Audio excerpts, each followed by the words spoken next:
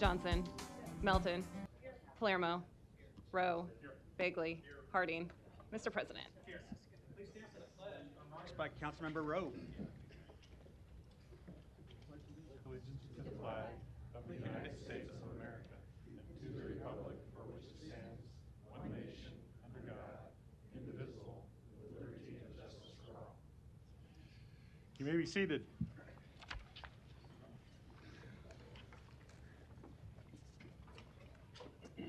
One of the most important rights of American citizens is the right to vote.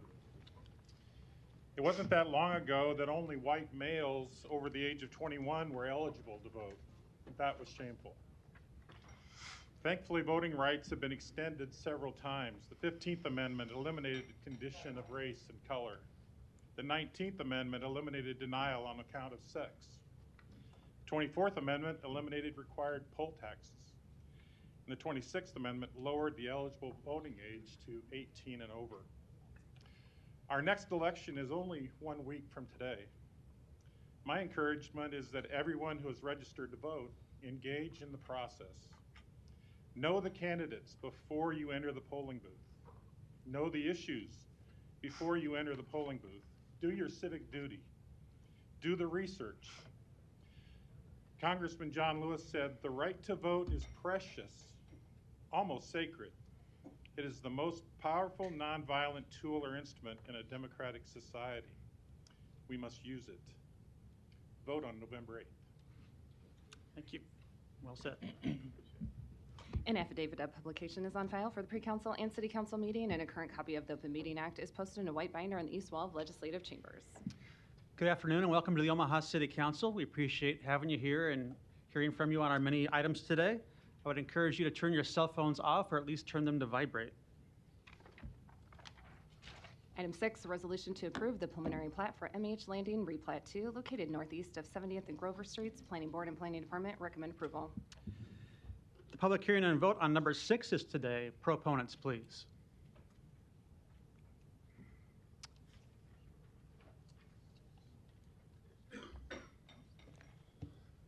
Reagan Pence with Lamprey Nearson, 17310 West Dodge Road, Suite 100, 68154, here to answer any questions. Thank you. Any other proponents today? Seeing none, any opponents? Public hearing is closed. Motion approved. Motion and a second. Roll call. Johnson. Yes. Melton. Yes. Palermo. Yes. Rowe. Yes. Bagley. Aye. Harding.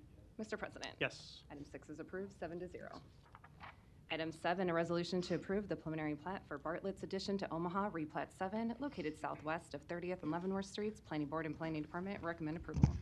Public hearing and vote on number 7 is today. Proponents, please. Yes, Mr. President, members of the council, Larry Jobin, 11440 West Center Road, appearing on behalf of the applicant.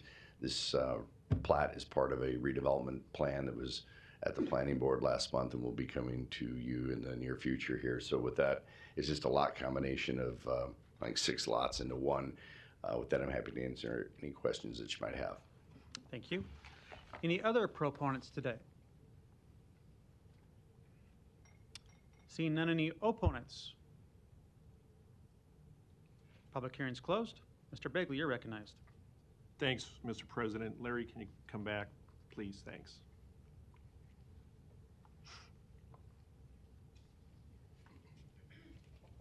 Yes. Good afternoon. So that area there from 30th to 31st Street, there's an old post office there, which is a tattoo parlor, and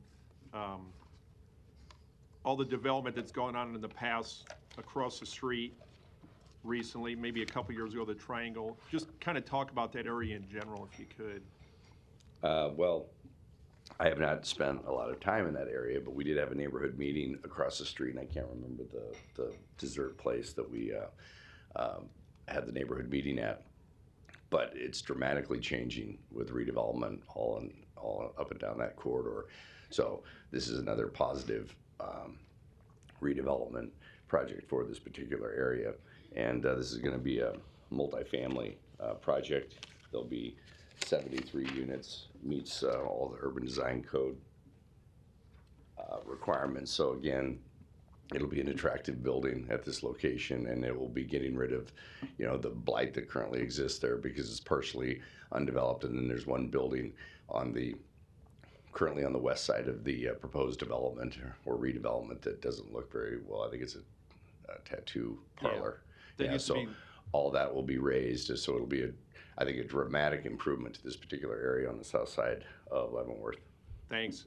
And I know there's a coffee shop on 31st we approved a few months ago that's going to be going in. So to your point on the Park Avenue area, the redevelopment that's happened several years in the past on that, and across the street at the Triangle. So this is a good area to build this on. I know the old Leavenworth, they had a reception hall there years ago, so that area's been kind of dormant for a while, so Right. this will be a good addition. For the council members that are not familiar with this particular area, oops, wrong way. I mean, this is the current state of affairs in this particular location. Here's the tattoo parlor that I was talking about that will be raised, and this is just the general area. The redevelopment project here with 30th Street on the east, Leavenworth on the north, and so it's this entire project right here. Which ultimately, when we talk about the redevelopment plan, which will be before you, this is what's being proposed. Thanks, Larry. I'll make Thank a you. motion to approve. Motion and a second. No further lights. Roll call. Johnson. Johnson. Yes. Melton. Yes. Palermo. Yes. Rowe. Yes. Bagley. Aye. Harding. Mr. President. Yes. Item 7 is approved, 7-0. Item 8, a resolution to approve the preliminary plat for Briggs Place Replat 9, located southeast of 48th and Dodge Streets. Planning Board and Planning Department recommend approval. Public hearing and vote on number 8 is today. Proponents, please. Good afternoon, everyone. Jeff Stoll, the E&A Consulting Group, 10909 Mill Valley Road, here to answer any questions you may have. Thank you. Any other proponents today? Seeing none, any opponents? Public hearing's closed. Motion and a second. Roll call. Johnson. Yes. Melton. Yes. Palermo. Yes. Rowe. Yes. Bagley. Aye. Harding. Mr. President. Yes. Item 8 is approved, 7-0. Item 9, an ordinance to rezone property located at 1714 Sailor Street from GI District to R5 District. Planning Board and Planning Department recommend approval. Public hearing and vote on number 9 is today. Proponents, please. Seeing none, any opponents? Public hearing's closed. Motion and a second. Roll call. Johnson. Yes. Melton. Yes. Palermo. Yes. Rowe. Yes. Bagley. Aye. Harding. Yes. Mr. President. Yes. Item 9 is approved, 7-0. Item 10, an ordinance to amend the boundaries of the MCC overlay district to incorporate into that district the property located at 4150 North 132nd Street. Planning Board and Planning Department recommend approval. Public hearing and vote on number 10 is today. Proponents, please. Rob Woodling, Foundations Development, 1886 South 126th Street. I'll be the developer of this mixed-income senior affordable housing project. Be more than happy to answer any questions you may have. Great. Thank you. Any other proponents today?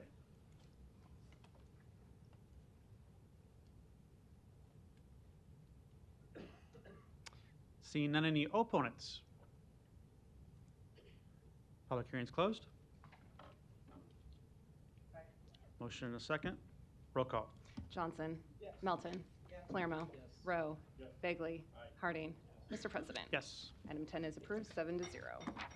Item 11, an ordinance to amend the boundaries of the MCC overlay district to incorporate into that district the property located at 8200 North 30th Street. Planning Board and Planning Department recommend approval. B is communication and support. Public hearing and vote on number 11 is today. Proponents, please. Joe Proctor, 8446 Madison Street, Omaha. I wrote the application, so I'm here to answer any questions. Okay, great, thank you. Any other proponents today? Seeing none, any opponents? Please come down.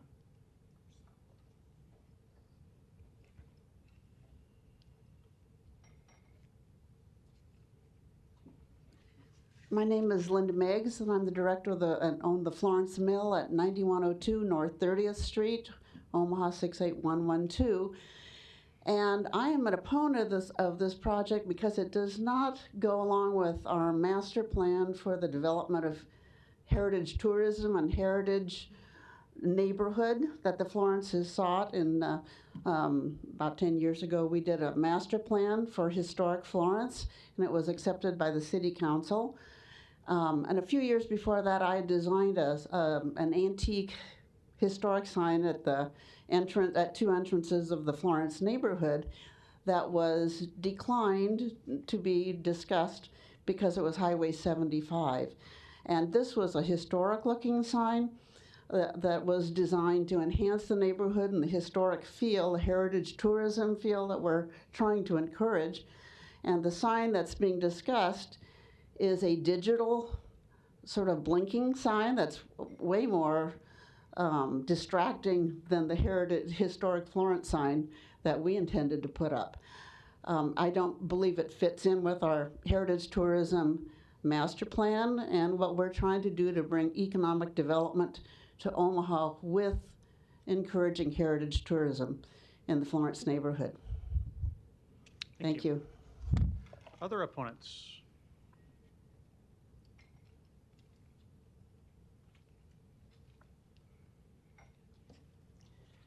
I'm Maylee Mason, 9632 North 34th Street.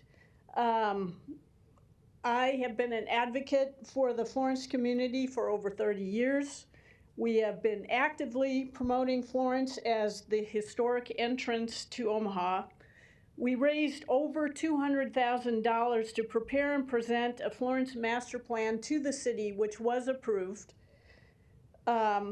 The only thing so far, thanks much to Pete Festerson, is improvements we've had to our streetscape were some very nice historical looking street lamps along 30th Street, a couple of blocks. We've had some improvement to the sidewalks, although they're starting to crumble right now. The Florence community raised the money for wrought iron benches and trash receptacles along 30th Street to keep with our master plan. Again, when Linda Miggs submitted this beautiful wrought iron historic welcome to historic Florence signage, it was not approved. There's also several businesses within the Florence community that proposed some tasteful antique and bookstore signs that were not approved. St. Philip Neri Church was only required to inform neighboring properties within 300 feet of their plans for a large, bright, digital sign that does not conform to the historic Florence master plan. The only properties within 300 feet are one residence, the Florence Park, and St. Philip Neri School behind them. The businesses along 30th Street were not informed. We were not informed about this sign, so we were not able to talk to the Planning Commission about this. So I'm here to question how the City Planning Board makes their decisions about signage. Do they give preferential treatment to religious establishments? Now, this is not against the church. This is about the Planning Commission, because why were these businesses and other signs not approved, but this one that does not comply to our master plan that we raised the money for approved? So I just ask that you consider that, and you know, it's just so frustrating to put our time and our money in trying to improve our community and then just get bashed by the city. Thank you. Thank you. Any other opponents today? Seeing none, I'll close public hearing. This being in the Florence area, I might ask a few questions of you, Mr. Fanslaw, and maybe a couple of the testifiers. Having been involved in the historic efforts to preserve the Florence Business District over time, I did help with that master plan that was just referenced, and that it has been adopted by the Planning Board and City Council into our city's master plan. And that was the basis by which we also proceeded to do about $1 million worth of public infrastructure improvements to be consistent with that historic nature and that historic character of the business district. And that was important, and that was a significant effort led by the neighborhood and the North Omaha Commercial Club. Having said that, St. Philip Neri has always been a great partner in those efforts too, and has been a long-term anchor right there in the neighborhood also. So when I first saw this case, I was like, oh, great. The church is going to upgrade its monument sign and have it look nice and be a new thing. But then I saw it's a digital sign, and I had a bit the same reaction as the opponents did just now, that to me, that is a little bit concerning as it applies to the historic nature of the business district, which is literally a block away and is right across the street from a city park. So I began looking at this case a little bit, and we talked about it a little bit this morning. Mr. Fansloff, I might engage you a little bit on it. The item actually before us today is what's called a major commercial corridor overlay district. So it's a zoning overlay that either gets approved today or not approved today, right? Dave Fanslow, City Planning, that is correct. And the sign portion of this, which is included in the paperwork, is not what's being decided today. In fact, that's already been decided by the Zoning Board of Appeals. Is that right? That's correct. It was the church approached the department about the sign change. The setback for their old sign did not meet setbacks, so they were required to do a major amendment to their presumed conditional use permit, which is a planning board approval process. As part of that approval process, staff can't waive the code, so St. Philip Neri had to go to the Zoning Board of Appeals for that setback waiver. It's typical, though, for when use permits come back in for reapplying or re-upping their permits, or if they seek a waiver, that staff requires certain properties that are along those major commercial corridors to apply for that overlay zoning, which ensures future improvements to the site would meet our urban design code. And do you feel that the Planning Board or the Zoning Board of Appeals considered or was aware of the master plan amendment of the historic Florence district in their decision making? Yeah, I can't speak if they knew about that or not. That would normally be a thing brought to their attention, though, wouldn't it be, like an analysis and paperwork? It would. Okay. Well, I would share the concern from opponents today if it wasn't, because it should be, as a portion of our master plan that was very conscientiously adopted in that respect. I don't know if that would have influenced the ZBA's decision or not. I know sometimes it doesn't in situations like this. Like I said, I can't speak for what they would have done. It does say, in our paperwork about it, that it describes their approval for it and the variance and the setbacks you just described, I guess correcting the fact that it was not in the proper setback. But it also does note that this otherwise would not be permitted in the R3 district to install electronic signage, but for their action, right? Correct. So that's not, as I said, what we can decide today. I don't agree with that decision, and I think it should have been more conscientious of the neighborhood, historic nature of the neighborhood. Mr. Proctor, if you might, just for a minute. Once again, Joe Proctor, 8446 Madison Street. Thank you. And you're here, are you with the church? Do you represent the? I'm on behalf of the church, but I am also on behalf of the sign company putting the sign up. However, I have family members that are members of the church. That's how I got elected to help the church. Okay. So I don't know if you can answer this question or not, and it's nothing I can ask you to do or not do, because the church does have the approval to take that sign action. But as you can tell, there is some consternation in the neighborhood. Many felt they weren't aware of it and might have liked to have had a conversation about it. I don't know if that would have led to a different outcome. But I guess I would suggest before, regardless of what happens here today, before construction just starts or it goes in, maybe that dialogue occur. I don't know if that'll change your plan or not, or it could produce a different outcome on the sign, but I would definitely encourage that to happen with North Omaha Commercial Club or those representatives, since there's always been a great partnership in this particular area, and it's important that everybody's kind of on the same page. Correct. Okay. I will put a little context. As far as the setback, it's because of North 30th Street is a state highway. Must be a 30-foot setback from the backside of the curb. The sign originally, back before that setback was changed by the right-of-way rule laws for state of Nebraska, the sign was well within setback years and years ago when it was originally installed. Now, since the setback has been moved 30 feet back, the sign literally, quite literally straddles the property line. 4 foot onto the right-of-way, 4 foot onto church property. We approached Nebraska DOT, received an encroachment permit, so they were okay with the fact that the sign will go out there. We also approached Planning Commission for Planning Board for a major amendment to the presumed conditional use permit. That was approved. Then we were told to approach the Zoning Board of Appeals to receive the proper waivers, which required maximum allowed sign budget, maximum allowed detached signage square footage, and the setback from what was supposed to be 12 foot to 0 foot. Those were all granted. At no time did Mike Carter, current planning director, mention anything about there being a master plan.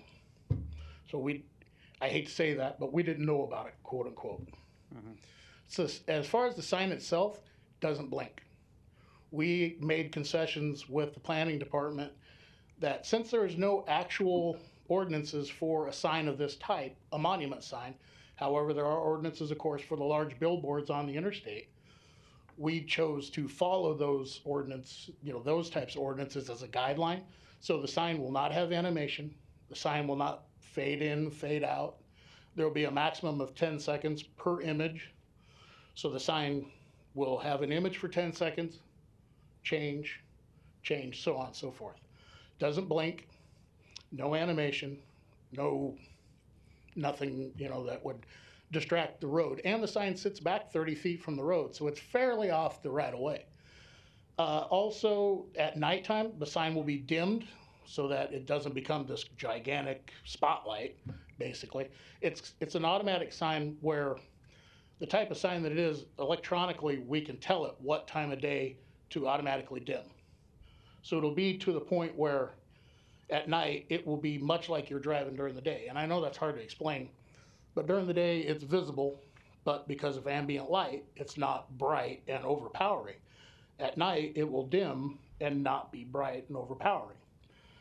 We made those concessions because we knew that there was no actual ordinances, and the neighborhood's not gonna like all the blinking animation anyway, which we had no intention of doing anyway. Just wanted to make a real, I guess, modern version of what was there. The old sign, we're building the new sign on the old sign location. The old sign had a manual reader board where we changed the letters by hand. So we're just taking the old sign off, putting the new sign on, and it's not gonna change as far as that goes, or size, still 32 square feet. Okay.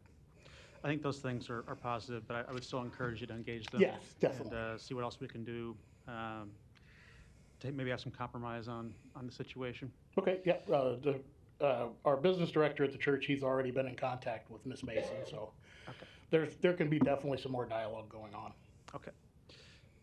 And other than that, I don't see any reason, not to approve what is the major commercial corridor overlay today. In fact, in most cases, that'll be complementary and helpful to what we're trying to get at here in terms of achieving our historic character and having some more supervision about what can happen and what cannot happen on certain properties. One last question for you, Mr. Fanslaw. So I just want to ensure that when we have anything coming in these districts, and particularly in a district that's adopted its own historic master plan, that is referenced in planning documents going forward. I'm sure that that's a takeaway from you for this meeting, for sure. Sure, yeah, we look at everything that's available to us as far as our records go. I believe the only thing we found, and so we'll have to go back and check, is the reconnaissance survey that happened back in the late 2000s, so 2007, 2008. But yeah, sure, we always take a look at that stuff. Yeah, I think that was about the date 2007 when we adopted that document into the master plan. And then I'm not sure if you can address the other signs that were brought up. They might all be different situations, but any comment on? If I can provide my contact information, I'm not familiar with those sites, but if we can make contact, yeah, we'll see why, but they weren't familiar to me. Okay. Maybe I don't we can do- remember, I don't remember any case history for those sites. Okay, I'd be happy to facilitate that afterwards, too. Okay. All right, thank you. Ms. Melton, you're recognized. Thank you. And I was going to bring that up. I was hoping that maybe the signs that got denied, which sounded like good signs and perfect for the area, if maybe somebody could relook at those to see if maybe there was something they could do to get waivers like St. Philip Neri did. Maybe they weren't aware of anything they could do. So I would appreciate that, Mr. Fansla, if you could take a second look at those signs. And then I just wanted to clarify, because how I read it, the sign has already been approved. We're not voting on the sign today. Is that correct, Mr. Fansla? That is correct, yeah. What you're voting on today is the MCC overlay. Just the overlay. So whether we vote on this or not, the sign, basically the sign's already been approved, or they've received waivers for the sign. So there's really nothing that the council can do. They are free to install the sign at their convenience, yes. So, so I just wanted to clarify for the opponents today, we could vote no on this. The sign still comes. It just comes without the MCC overlay. So we're not voting on the sign today. I do have to say though, with something where the neighborhood is this, upset, and there's a number of different objections, I guess I'm very disappointed that nobody from St. Philip Neri was here. Nobody from the parish board or the parish was here to kind of discuss this, because then maybe they could meet with the neighbors who are opponents. Is there somebody from St. Philip Neri? Do you want to come down, sir?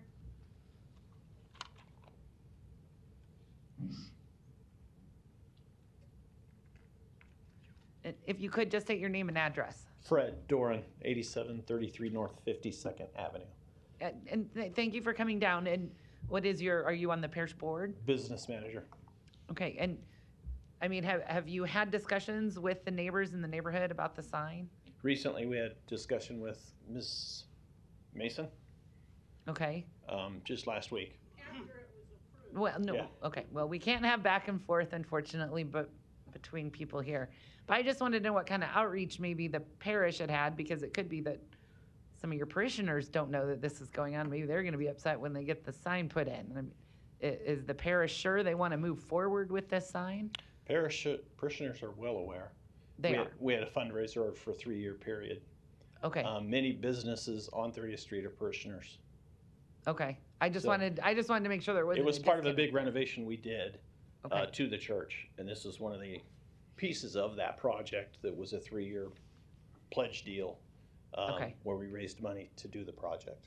Okay, I just wanted to make sure there was that outreach, so I appreciate you coming down, because I Sure. did want to hear from somebody from the parish I to hear about apologize. what had been Earlier, going I on. didn't understand the proceedings. That's my ignorance. But No, that's okay. Thank you for taking the Sure. time for coming down here, and I'm glad I asked if there was somebody here from the parish, because most of the parishioners are also neighbors. I mean, that's kind of how it works with the parish. And so if your parishioners, who are also your neighbors, did this amount of work and spent this amount of time, that's good.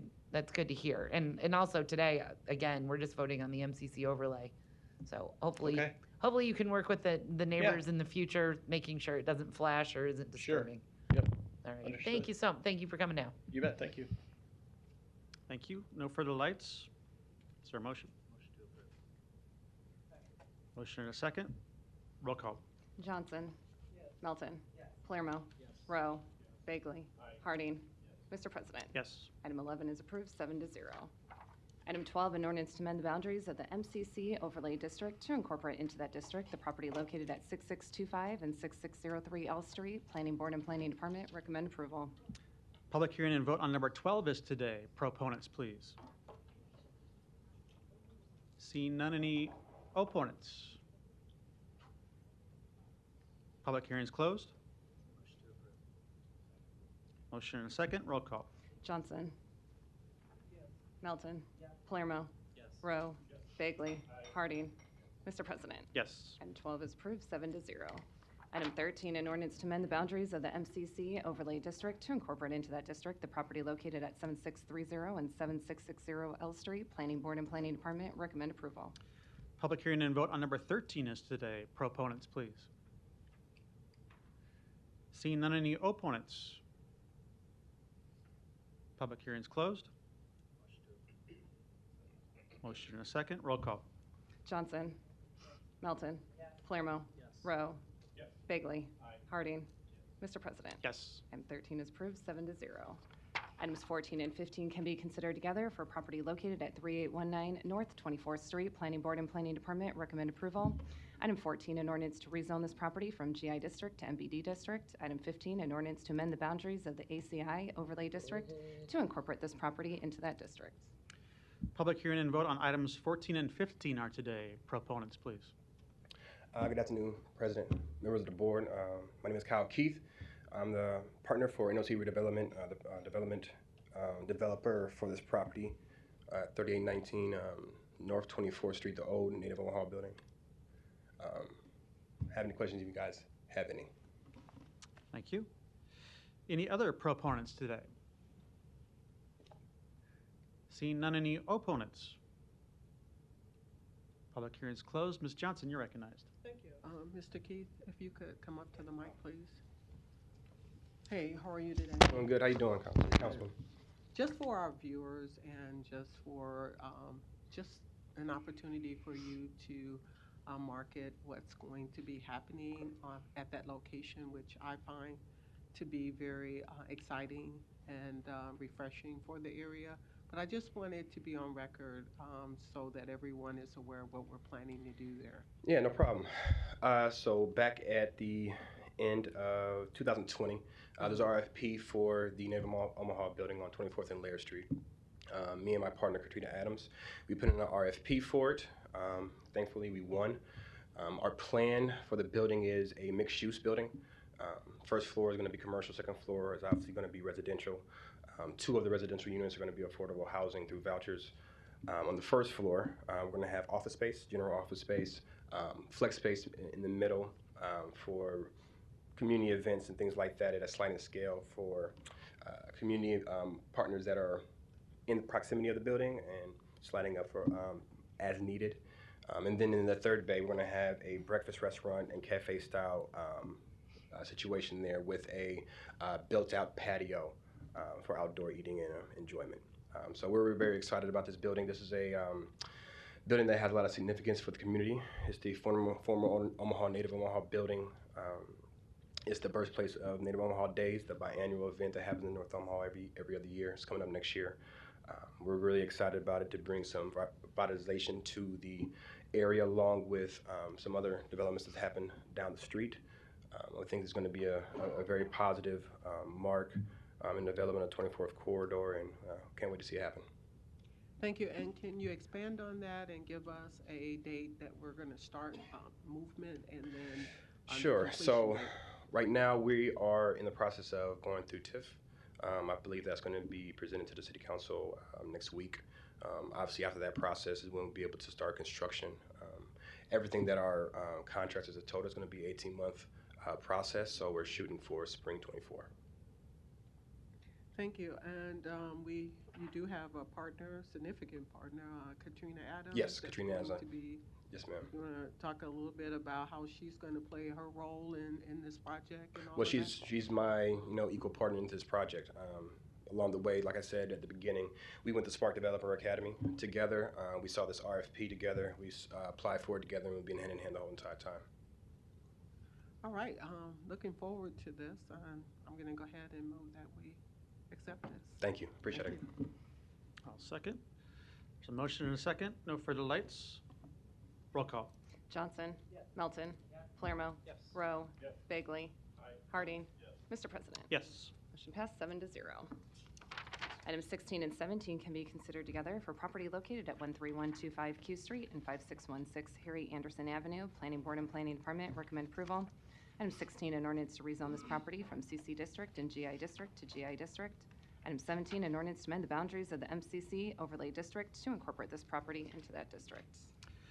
Public hearing and vote on items 16 and 17 are today. Proponents, please. Good afternoon. My name is Ben Meyer. I work for Tyson Foods, and I'm here to answer any questions you may have. Thank you. Any other proponents today? I'm sorry, sir. I forgot to get your address there. If you could. I'm sorry, 13076 Renfro Circle. Thank you. Any other proponents on number 16 and 17? Seeing none, any opponents? Public hearing is closed. Motion and a second. Roll call. Johnson. Melton. Palermo. Rowe. Bagley. Harding. Mr. President. Yes. Motion passed 7-0. Item 18, a resolution to approve a special use permit to allow small group living within 600 feet of another group living facility located at 3013 and 3015 North 95th Street. Planning Board and Planning Department recommend approval. Public hearing and vote on number 18 is today. Proponents, please. Justice Bramer, 4932 Evans Street, Omaha, Nebraska, 68104. Founder and owner of Nebraska Neurobehavioral Services. I'm here to answer any questions. Thank you. Any other proponents today? Seeing none, any opponents? Are you a proponent, sir? Okay, yeah. Please come down and be ready. Go ahead. Pro or O? These are opponents. Okay. Hi, good afternoon. My name is Jerry Lynn Murphy. I live at 9489 Wirt Street. I have lived there since February of 2020.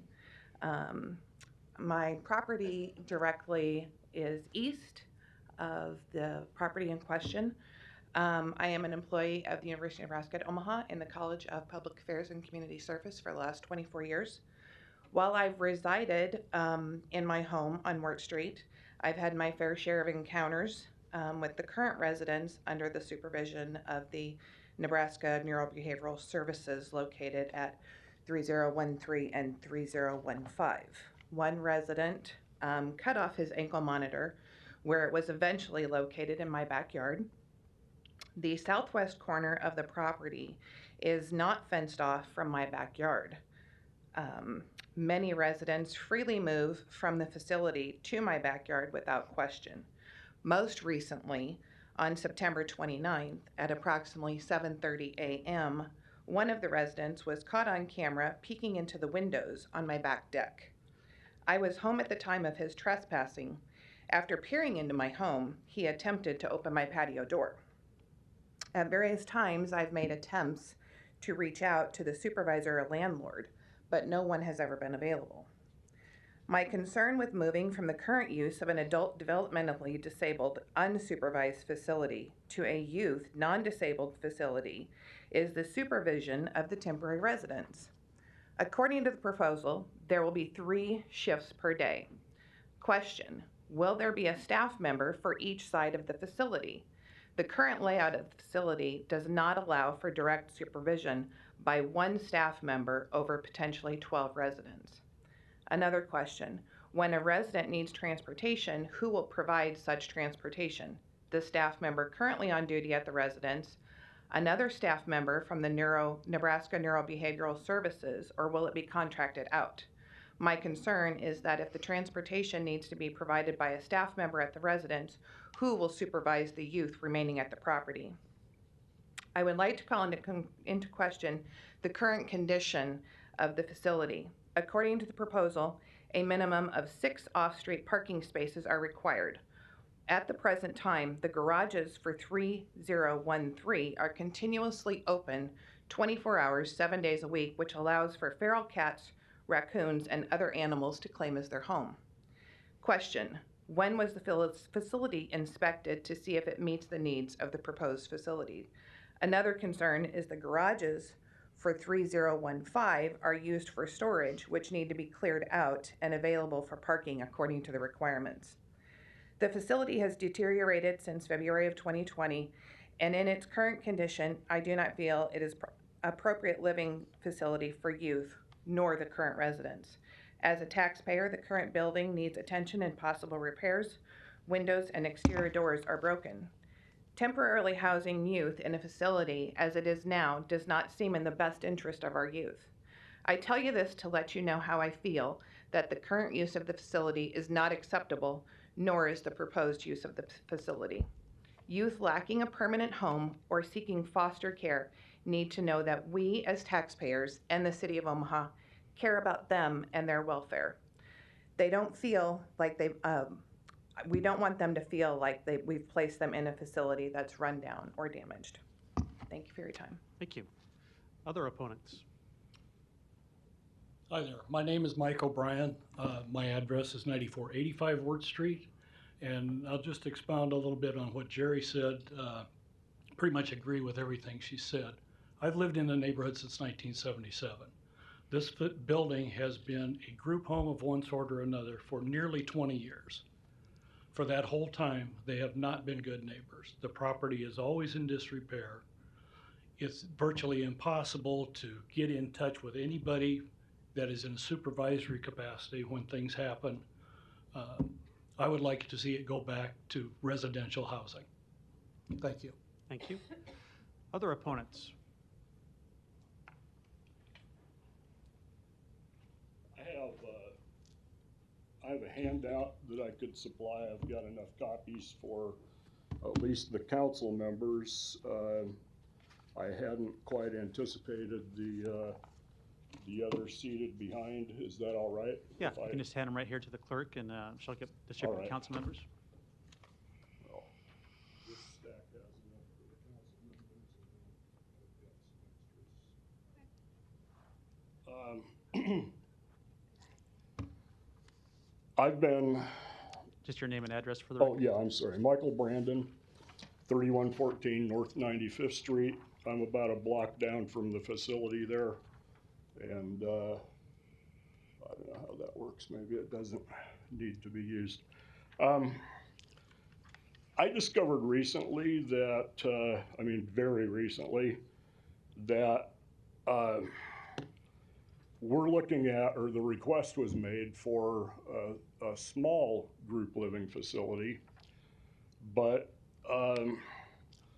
the definitions on residential uses hold for, and that's 55-763, holds for a large group living facility that for an R5 zoning,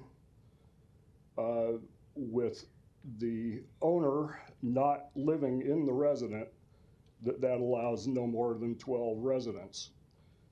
The permit requested is for 12 residents.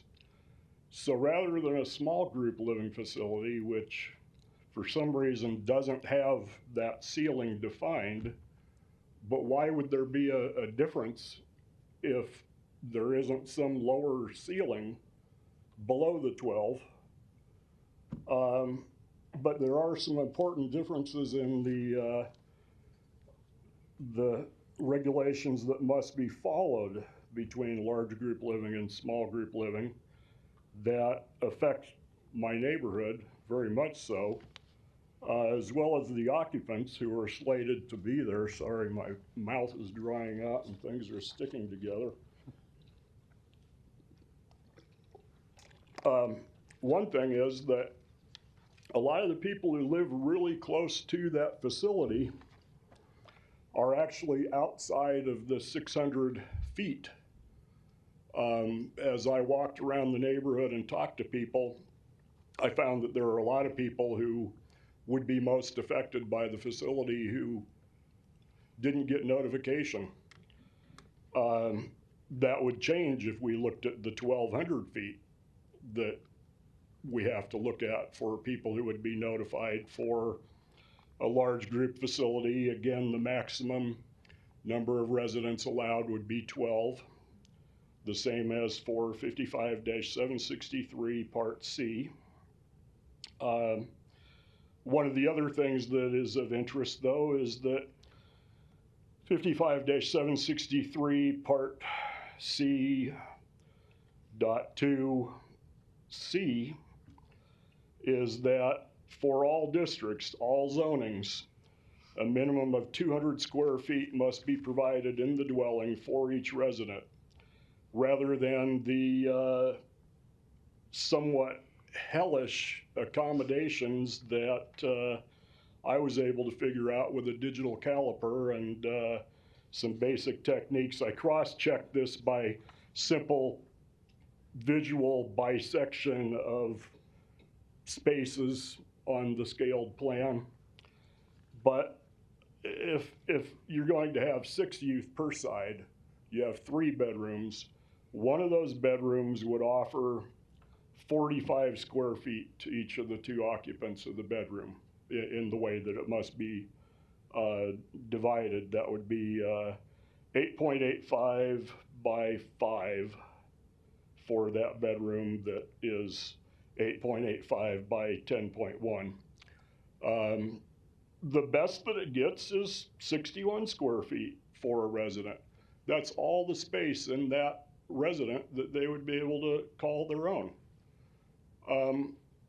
Also, there's a lot of other, there's a lot of problems with the public record on this. Reading through things, there's some things I think that have been kind of modified or updated.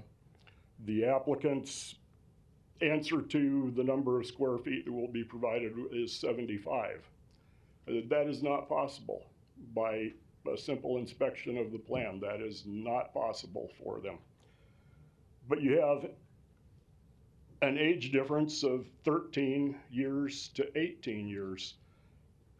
How much would any of us like to be the 13-year-old in that facility that, as I understand things, and I hope that maybe the council will ask Mr. Brema, where are these youth being held temporarily on their way to? Because as I understand it, at the planning board meeting, Veronica Bush stated that some of the referrals will be from the youth detention center.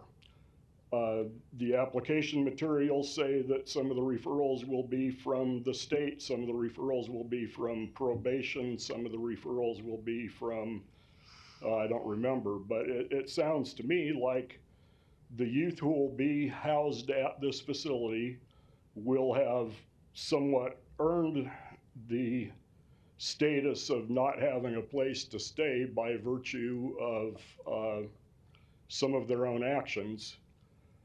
And so we're talking about putting a dozen youth who have acted out, possibly committed some criminal offense, concentrated in that one facility in our neighborhood.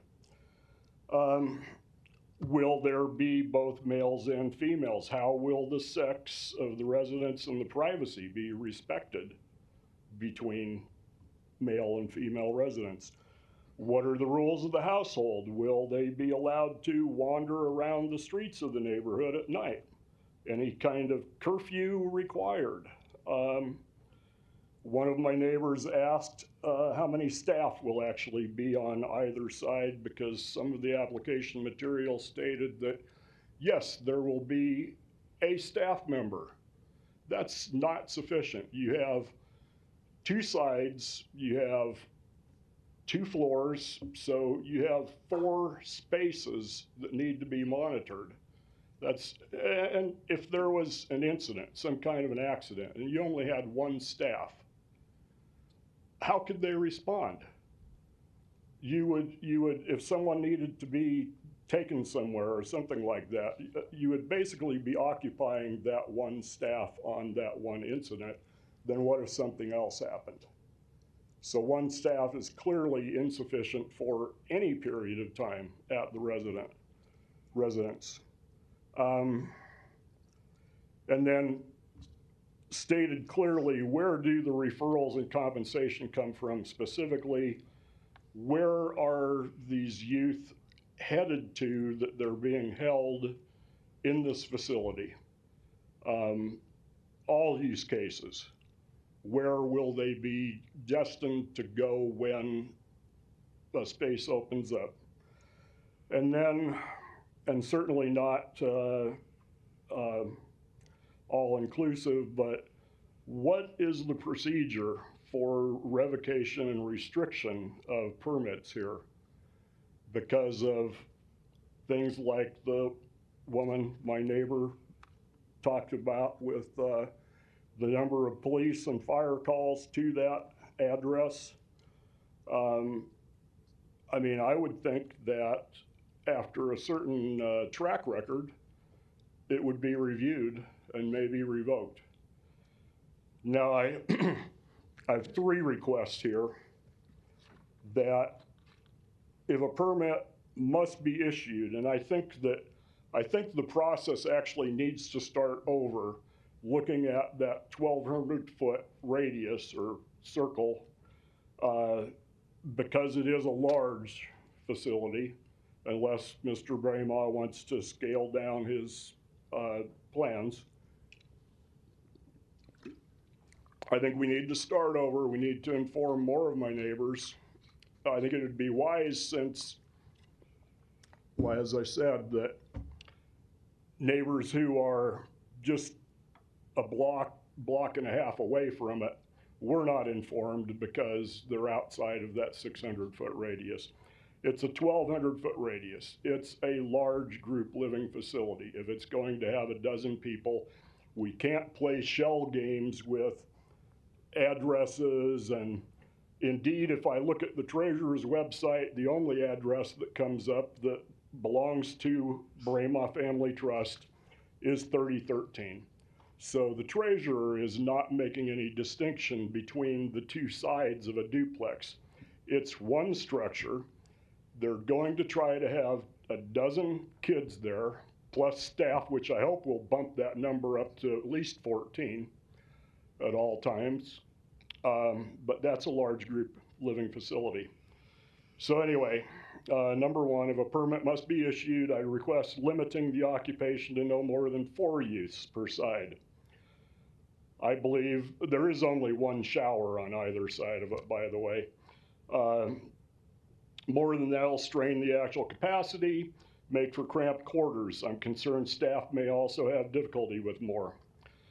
2, I request that any permit run with the owner rather than the land, because I'm not sure of what use a subsequent owner might make for that property if the permit, just anyone who makes the purchase of it gets to have the right of a group facility. That isn't the way it should be. It should be based on the person's plan, credentials, so on. So it should not run with the land. And 3, back to the staffing.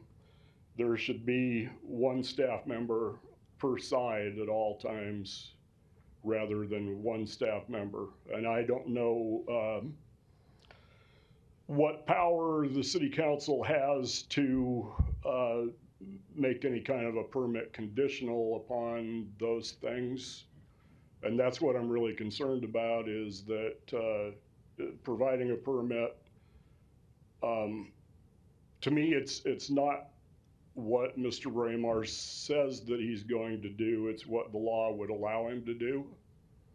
Because I believe that it's entirely possible that if a permit allows for a certain operation of the facility there, whatever the extent of that is, will actually be what we could get.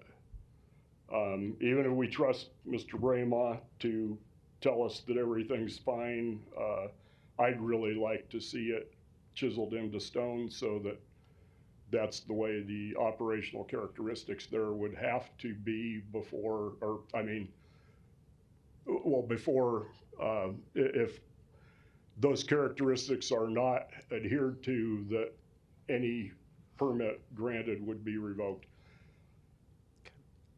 Because of the distinction, though, between large group living facility and small group living facility, which is, again, as I said, that's what we've been processing so far, but I don't think it really pertains here. I think we need to hold this over and start over with the process. More neighbors need to be allowed to have their input, and the requirements of the large group living facility need to be followed, which are clearly not with this application. Okay. Thank you. Thank you. asked several good questions that we'll delve into here in a minute. Any other opponents today?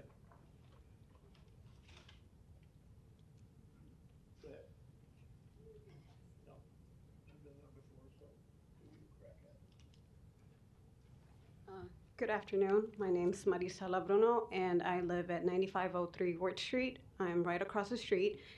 I've been at this property for 2.5 years, and I'm not as prepared as they are, but I can tell you that I've had several of the same problems with this property. Had to call the police. I work from home, so I get to see the police there all the time, them at my property, and I have an 11-year-old daughter, so to me, having this kind of property is unacceptable. But so I'm here to support my neighbors, especially, like I said, because I have a child and I think 12 kids across the street. They already scare her as it is, the current tenants, so I can only imagine how things are going to change. So, thank you. Thank you. Any other opponents that want to speak?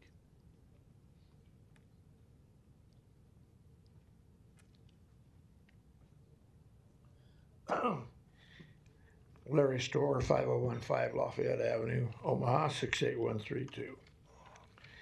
I don't live in that neighborhood, but I do have quite a bit of experience in these topics. And I've noticed there's been a lot of small group and large group living resolutions, whatever you want to call them, passed through this council lately. But when it comes to children, juveniles, there has to be some kind of state control over this. They're either juveniles being sent there temporarily so the numbers are down at the Douglas County Juvenile Center or the city jail, or it's part of one of these programs to keep them from being embarrassed, being seen in handcuffs or whatever. They won't at the new juvie, I guess. But I have a grandson that's been in homes all of his life practically, and I've seen a lot of homes. They move from home to home to home because staff, citizens, sometimes things don't work out. Not enough staff, not enough supervision. Neighbors aren't happy because kids are running around doing what they're not supposed to be doing. You heard some of that. The problem being, number one, maybe privacy laws. Number two, transparency of the people that run the programs, the high and mighty programs that we have in the Douglas County and the city council meetings. But the numbers are still up. But you're temporarily sending kids here or there. Occasionally they send them out of the state. I remember one case, juvenile court judge was involved in. The mother wanted to find out where her kids were and she wasn't allowed. This is the kind of thing that happens. I've been visiting my grandson many times at these homes. You call them different things. But I've observed staff uninterested, sitting around watching their cell phones. And I've observed parents interceding from over the telephone wires to chew somebody out because their son or their daughter's getting treated differently. But a grandparent like me has no say, absolutely no standing. That's wrong. These people that have homes in the neighborhood have absolutely no standing probably in this state, and that's wrong. Now this gentleman went on and on and on and on. I'm watching the clock because I usually get cut off in 5 minutes. You make that decision unilaterally. You didn't cut anybody off today. It's because you're doing well there. You're actually addressing the issue at hand. Yeah, you make the decisions yourself. You don't vote on those. You call me out of order and have me watched. He marches down the aisle here. I didn't see anybody signal to him to do that. Yeah, Amy, thank you. But these conversations are going on and you really don't pay attention to what the citizens are telling you. Now today I drove down Dodge Street and Douglas Street, just a little ways west. All right, you got to keep your remarks to this item. Just a minute. I get more time too because they did. Don't Unless treat you're me addressing this differently, topic, Larry. okay? It's gotta be Don't this treat topic. me differently. I will treat you differently if you're not. Thank you, addressing the Mr. topic. Vesterson. You're welcome. You really do need to resign, sir. Thank you for your testimony. Any other opponents today? Seeing none, public hearings closed. Mr. Brahman, I do want to give you a chance to respond to anything you heard there. I will have some questions for you too, but the floor is yours if you want to start. Well, there's a lot to unpack here. with all due respect to everyone's concern, so I'm gonna try to address some of the things that I can remember that everyone complained about. Number one, I own the property, and I own the company, Nebraska Neuro Behavioral Services. However, there seems to be a misunderstanding here. What is there currently? It's not Nebraska Neuro Behavioral Services. Let me put that out there. So when they are saying things like there's an absence of supervision and no one to contact, it's not Nebraska Neuro Behavioral Services. When I purchased this property from former Senator Kobe Koash, it was the intention of me turning it into an emergency shelter for adolescents. Why is that? I wrote a dissertation several years ago called Factors That Influence Violent Behaviors Amongst Youth in Omaha, Nebraska. My claim to fame has been my work in this community with adolescents. So I will say I'm a subject matter expert when it comes to that. Now, to address the issue of staffing, you must have staffing on both sides at all times. And it said that in the document that I sent over to the planning board. I specifically stipulated in there has to be a staff on each shift. There was a question in regards to transportation. Yes, Nebraska Neuro Behavioral Services, NNBS, is also a Nebraska Public Service Commission licensed transportation company as well. There's a question in regards to where this youth's coming from. What is the purpose of the emergency shelter? That's the main question. The purpose of it, I have been a clinician since 2005. I have seen a lot of youth, like the gentleman was saying, sent out of state. In my current business, Nebraska Neuro Behavioral Services, we actually have a couple of youth that are waiting for beds to be open in places like Wyoming and Kentucky.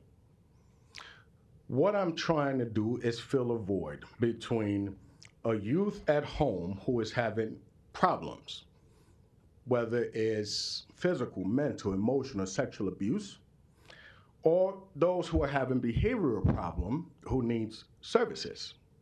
So will be that gap in between making a decision whether to send the kid out of state or Boys Town or Omaha Home for Boys, which are primarily only two services that we have in the 41st largest city in the country. So outside of Boys Town, Omaha Home for Boys, or the new facility that's been built, options are limited. Outside of the Yes House, what are the emergency shelter services that we have for adolescents?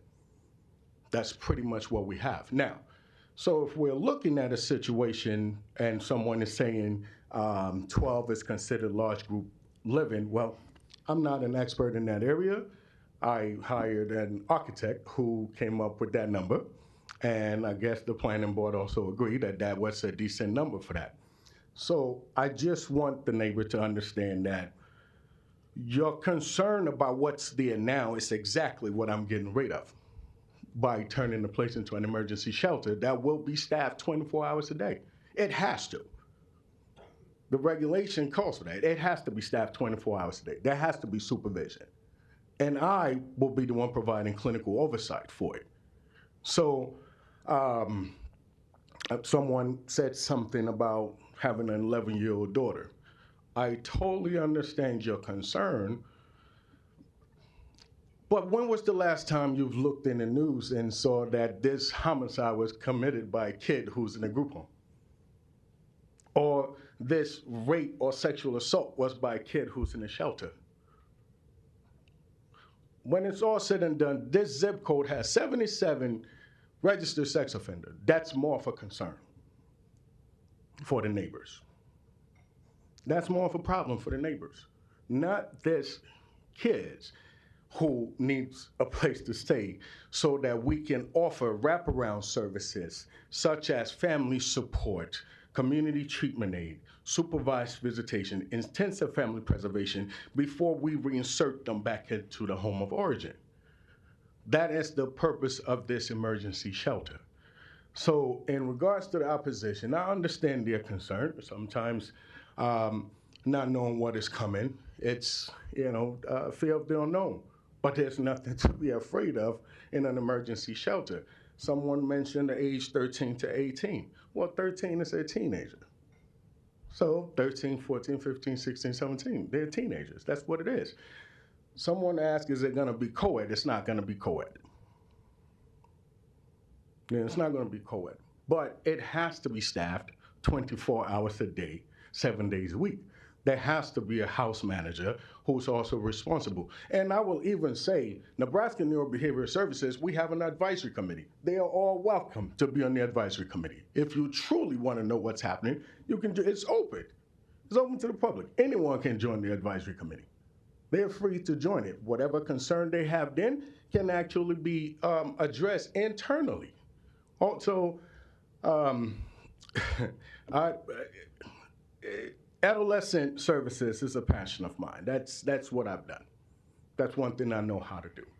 But, and the condition of the property, just so someone addressed that as well, the people that I did now are actually moving. There was an email, I got an email from someone who opposed to it, and the person actually called me.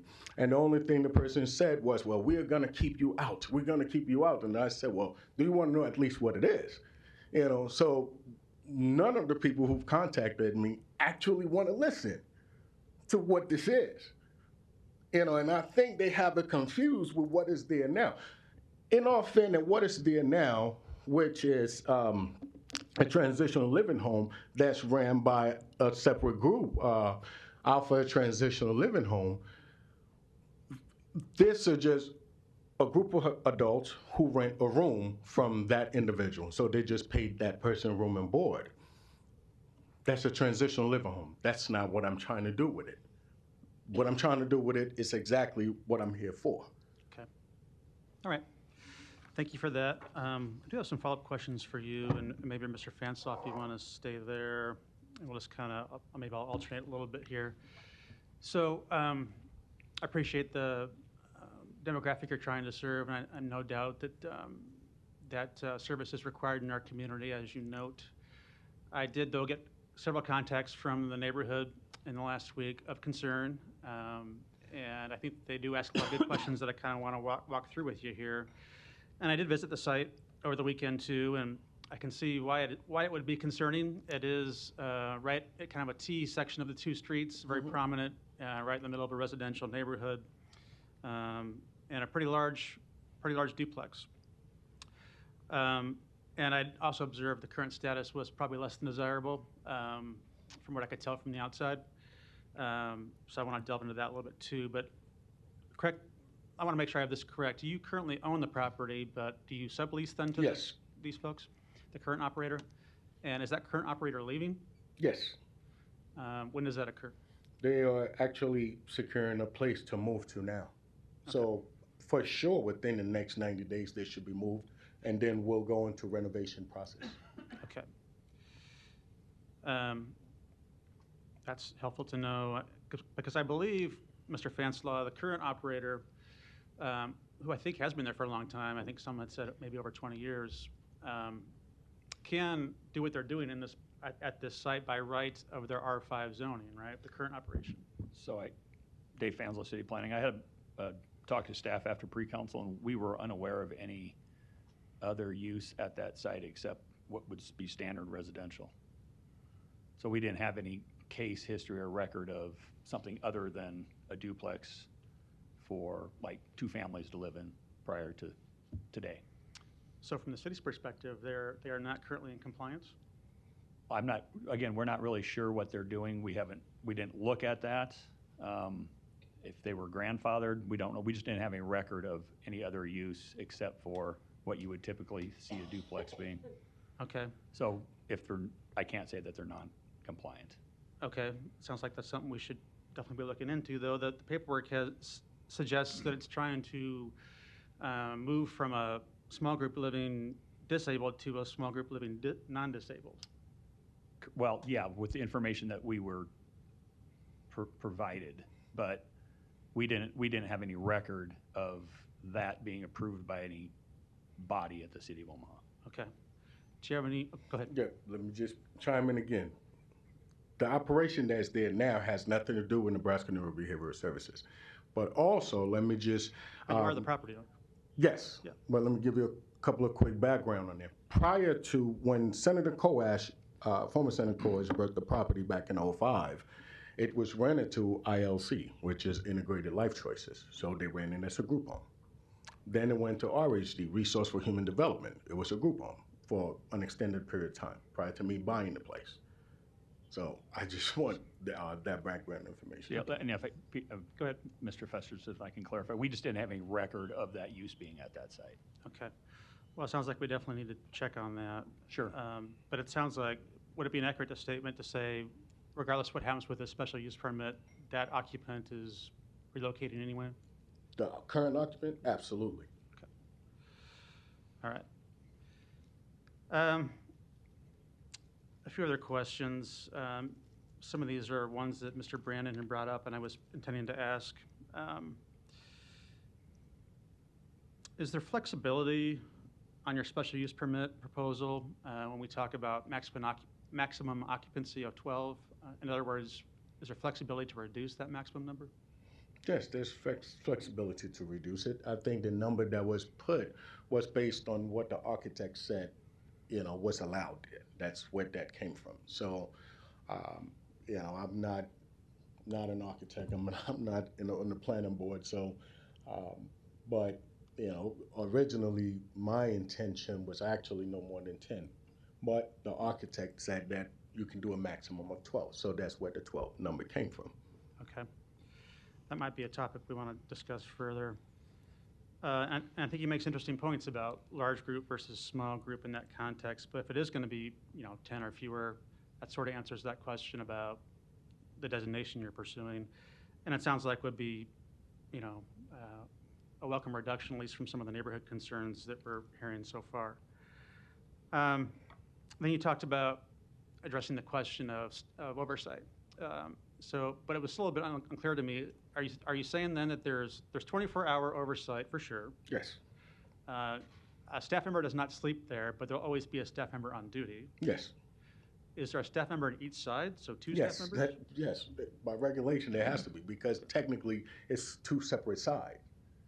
So you cannot, for example, you cannot have the staff on 3013 also supervise people on 3015. There has to be consistent eyesight. Okay. So two staff members on site at all times for 24 hours. That's good. That's also wasn't clear, I think, in the paperwork we have. So that might need to be clarified. And you said single sex? Single sex. Per side or? Yes, males. All males on both sides. Mm-hmm. Okay. I'm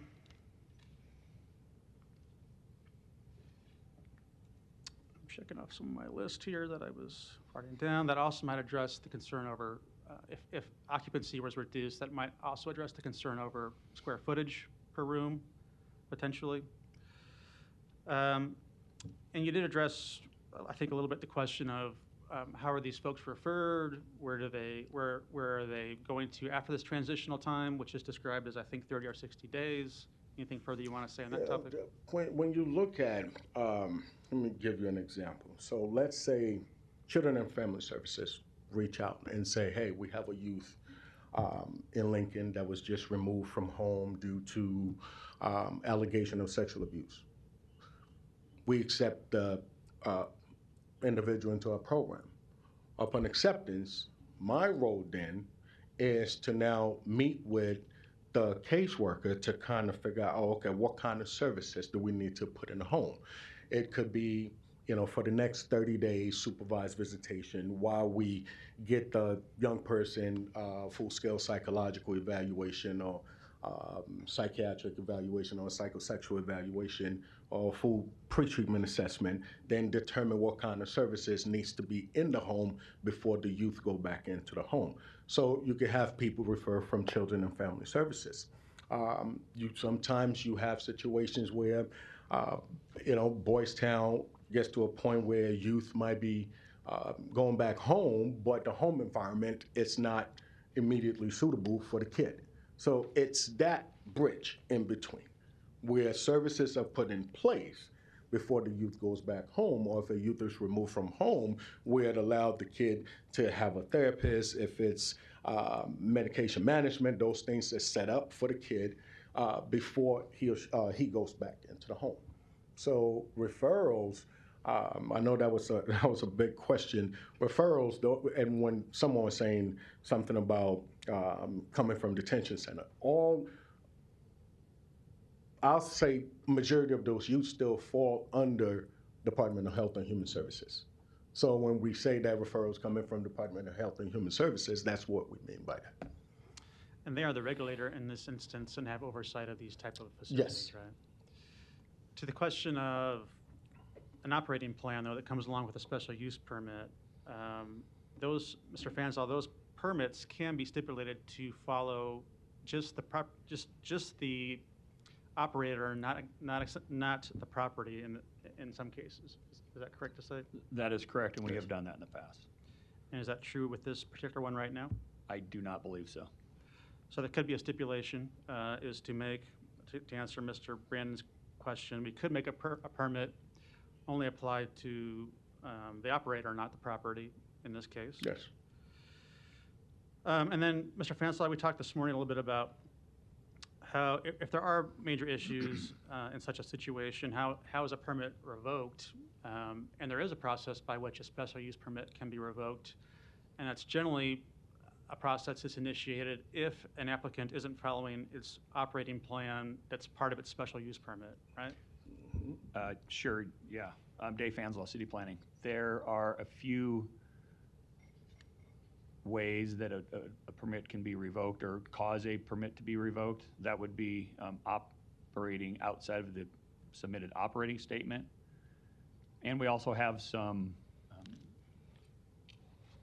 regulators for the use of the property. So if there's external effects that's affecting the residential neighborhood around it. So there are a few ways that we could, if we received complaints or if we found out they were operating detrimental to the residential neighborhood or outside of their operating statement, permits can be revoked. That process is a show cause hearing in front of the governing board. So this would be City Council. So you'd have a show cause hearing. This body would vote on whether to have a hearing to revoke it. So you'd have a show cause hearing, and then at a later date you would have a public hearing that could result in revoking the permit. Okay. So in this example, me being the council member from this district, I could initiate that show of cause hearing if I wanted to. Is that a resolution? It's a good question. I think it is, yes. Okay. All right. And then that causes the hearing, and then a subsequent item would be considered whether to repeal or not. Yes. Okay. All right. And then maybe lastly, and I think there's some other lights on for now. So I do find it a little bit concerning that what's there resembles a group home, but maybe it's not really a group home, but we don't really know for sure. Well, if it wasn't if permits weren't sought, or if it was existing and we just, I mean, truth is there are uses out there that we don't know exist, and this could be one of those. And regardless of that, its current zoning is R5. So let's just say the current operator is moving out in the next, I think you said 90 days. And if a special permit was not adopted, or for some reason Mr. Brema decided not to proceed, that property still has R5 zoning, so still is a duplex. It would require the owner to seek a change in that zoning if they wanted to do, say, single-family homes, right? Well, single family is allowed in R5. So it's zoned R5 probably because it's a duplex. Duplex is an allowed use in R5. So if, let's just, in this example, if the use went away, it could be used as two duplexes or a duplex, two units or one unit on each side. Could also be single family if the owner chose? If they wanted to make those revisions to the interior, yes. Okay, with no other zoning changes? Correct. All right. Thank you. You know, I think there's a lot here, both in terms of what's being proposed and the details around it, and lots of questions from the neighborhood, obviously, still. Some aware of it, I think, probably from the public notices to planning board, but probably many not. So, you know, I would at least recommend we lay this over today for further conversation about some of these details to see if there is some common ground or middle ground with the applicant and neighbors. I can't make that motion, but that's probably what I would suggest today for at least a couple weeks. I suppose the last question before I recognize somebody else, Mr. Brema, was there ever a meeting with the neighborhood, or was there ever a session where they could kind of hash through all this stuff? It's difficult to have a meeting if no one is willing to hear you out. Okay? That's difficult. And obviously, I can listen to everything that was said. 99% of it misinformation. So you have to listen to the person that's trying to do it. The calls I've gotten, and I remember getting a call and I told them about a meeting I was having at our office, 10306 Ellison Circle. No one showed up. The only thing that was said to me was, we're gonna keep you out. We're gonna keep you out. That's about it. Okay. And like I just said, my advisory committee is wide open. You can join. So I don't know what else to say to anybody. When they say the advisory committee is open, you can join. Your concerns when you join the advisory committee, you actually have a say in what we do and what goes on. There's regular meetings, that happens. You have a say in it. You can voice your opinion in it. Is that advisory committee like per property, or how do you do it? For the company itself. Okay. Well, I might suggest, I know this can be a difficult topic, and sometimes these conversations can be difficult, but I do think it's important that the conversation happens specific to this property and to the details we're trying to hash out today, because it's difficult to hash them out here at the lectern on a public hearing day, right? Plus, I think the neighborhood does deserve to know those details, and hopefully there's some reasonable middle ground that folks can discuss. So with that, I'll move on now. I'll recognize Ms. Johnson. Thank you, Mr. President. I'm concerned about a couple of things here. And I'm sure everyone in the room is concerned about it. When did you decide to move the current occupants out of this duplex and then start your operation?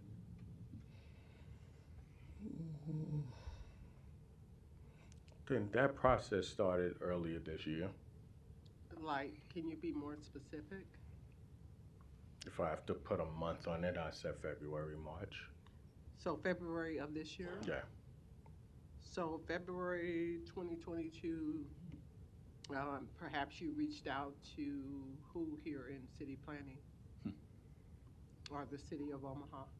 Who did you talk to here? I think Robert LaRocco, something like that. I think that's his name. Sounds right. So you spoke with Robin, and do you recall that conversation, what took place? I mean, you came in, said you were interested in doing this, and can you kind of recap what that conversation looked like? The bulk of the conversation was via email. I think we spoke on the phone maybe 2 or 3 times at the most, and I told him what I was trying to do with the property, and he pretty much directed me to how to pull the application, fill the application out, and gave me information on that I will need an architect, a Nebraska licensed architect, to help draw out the plans for what it is we're trying to do. So that was the bulk of that conversation, and I put in the application, came to one hearing that I think the hearing was laid over, if that's the proper term. Then I think the second time I wasn't here, but someone from my team came, and that's when I believe the planning board recommended for approval. And I think the last time I spoke to Robert LaRocco was probably a couple of weeks ago when I emailed him to ask, okay, now what next? Then he said, then now you have to go in front of city council. So during the planning stages, were you encouraged to begin having public engagement, neighborhood engagement, conversations? Did we as a city encourage you to have those kind of conversations about what your intentions were?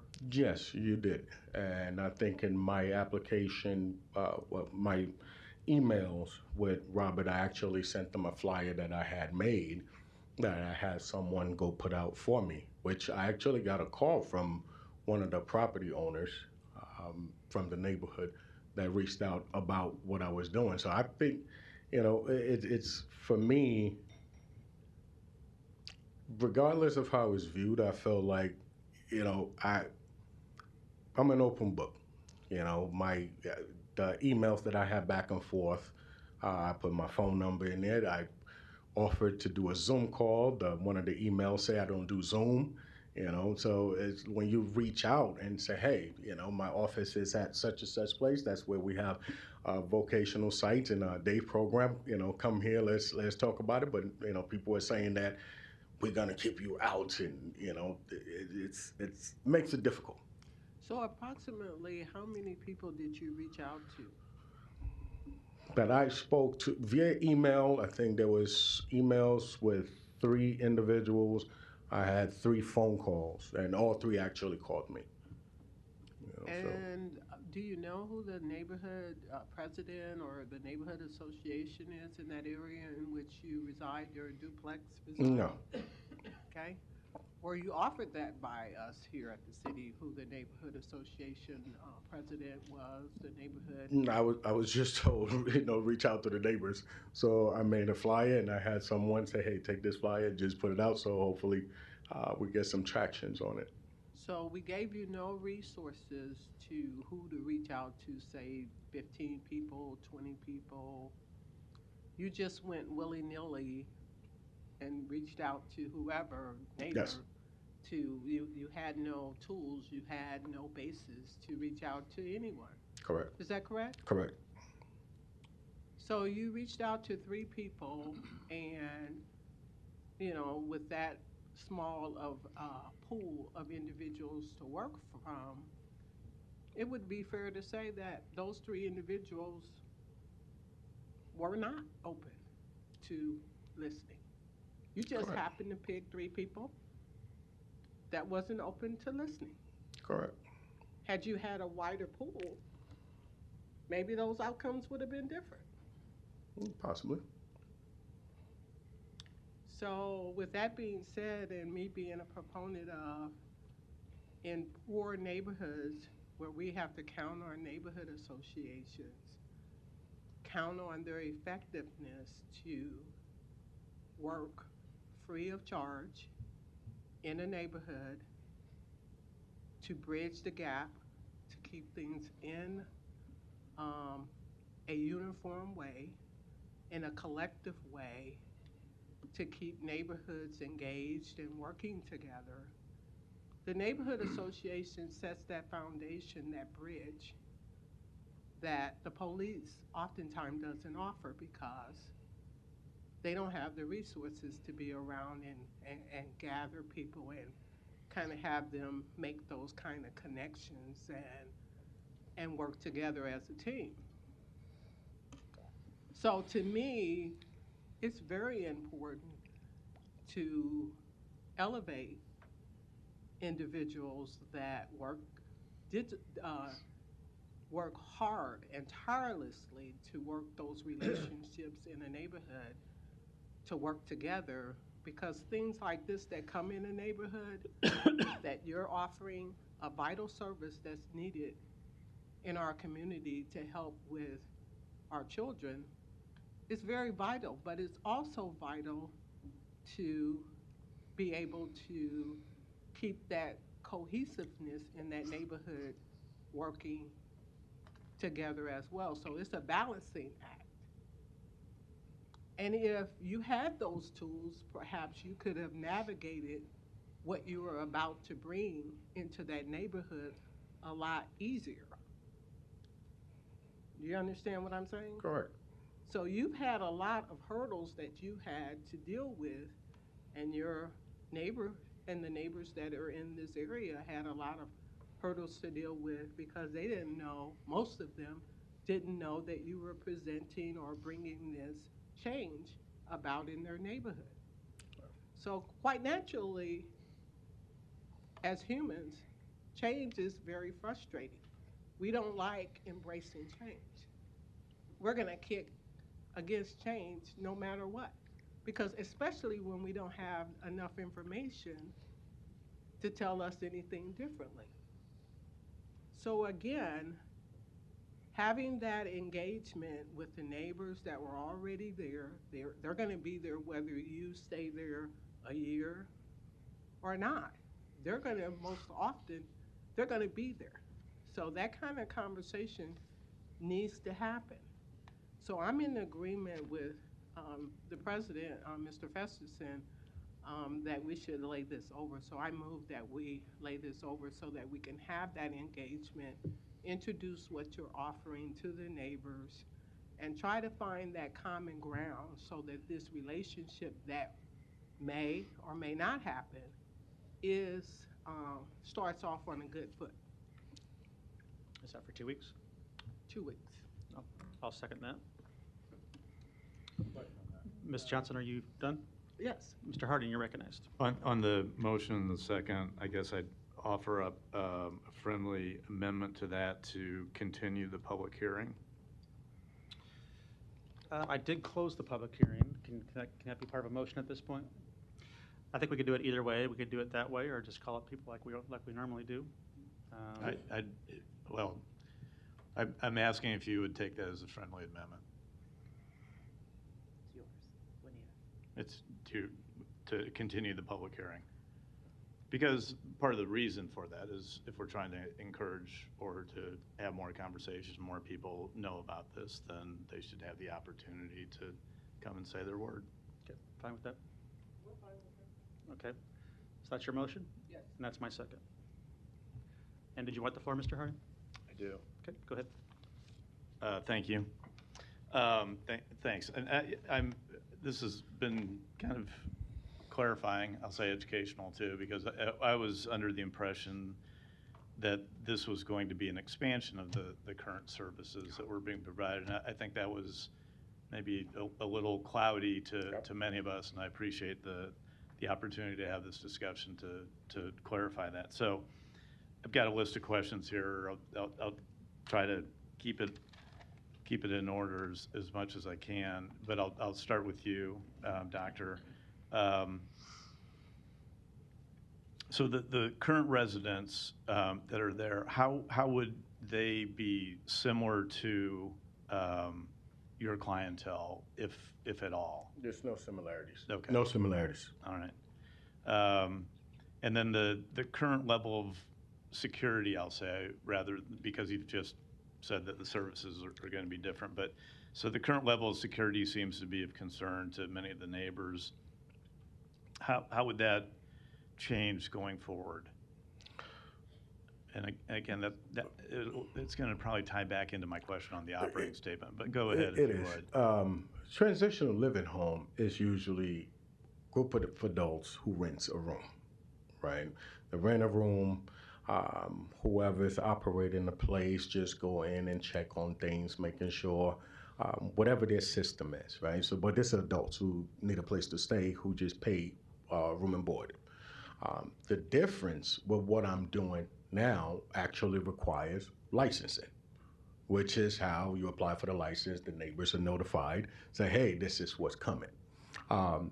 But in this situation, there's 24-hour staffing. I've always been a big supporter of making sure there's exterior cameras. So there'll be cameras, there's staffing, and the most important level of supervision is having adequate staffing available to properly staff the location and having your house managers available on call as well.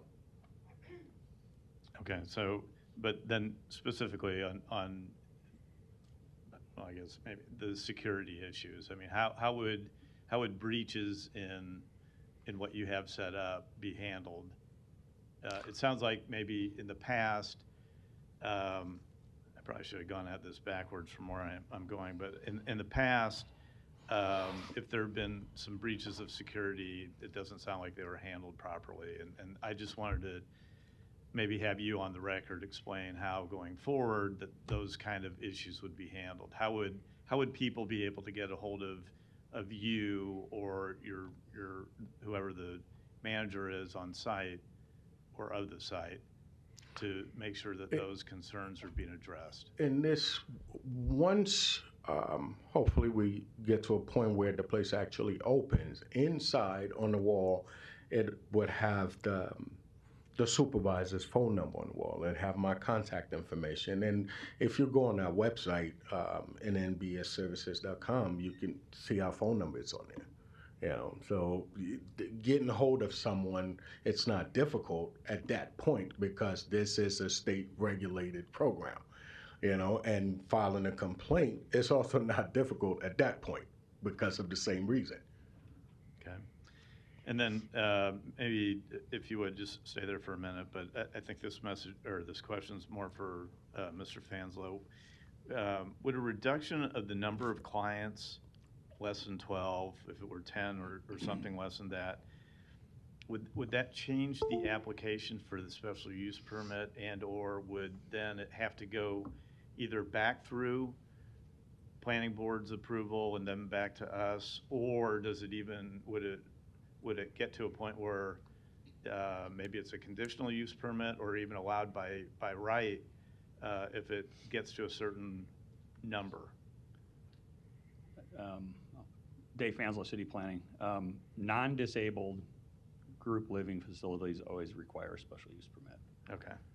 The regardless of number of occupants. Correct. Or The reduction in numbers,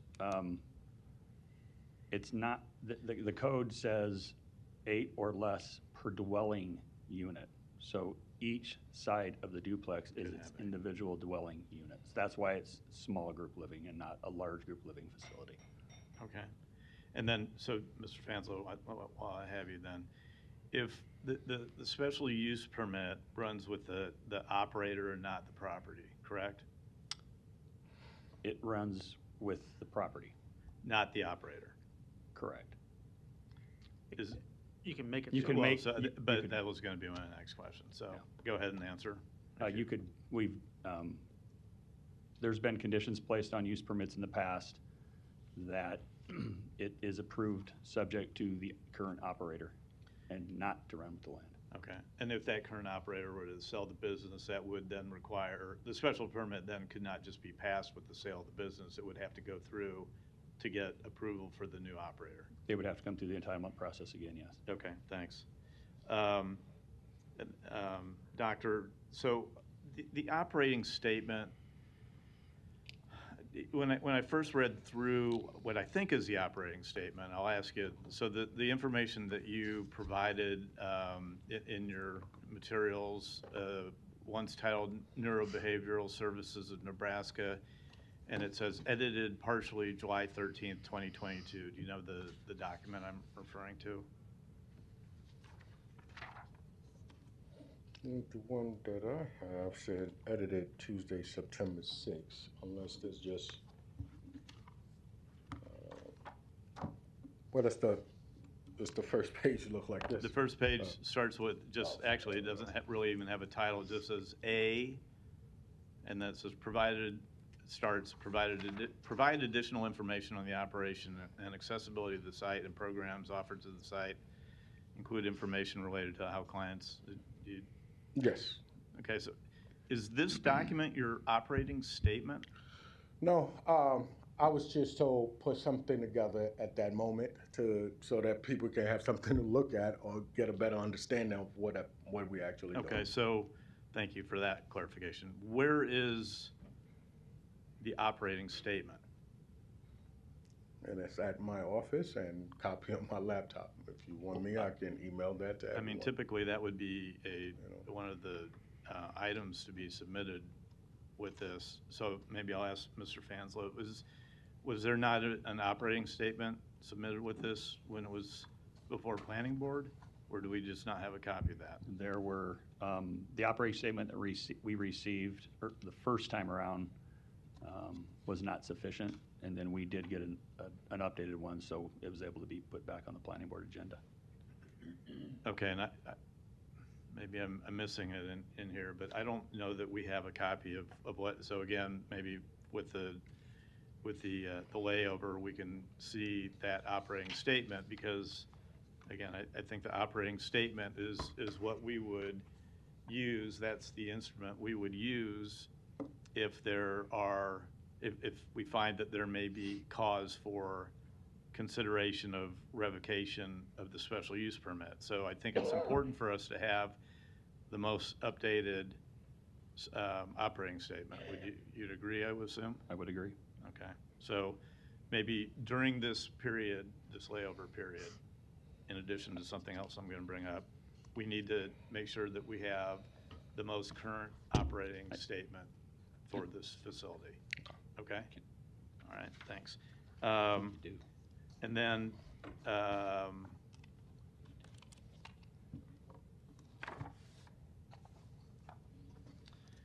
actually, so now you brought up the point on the misinformation that might be out there, and I understand you're maybe not wanting to do kind of a neighborhood meeting.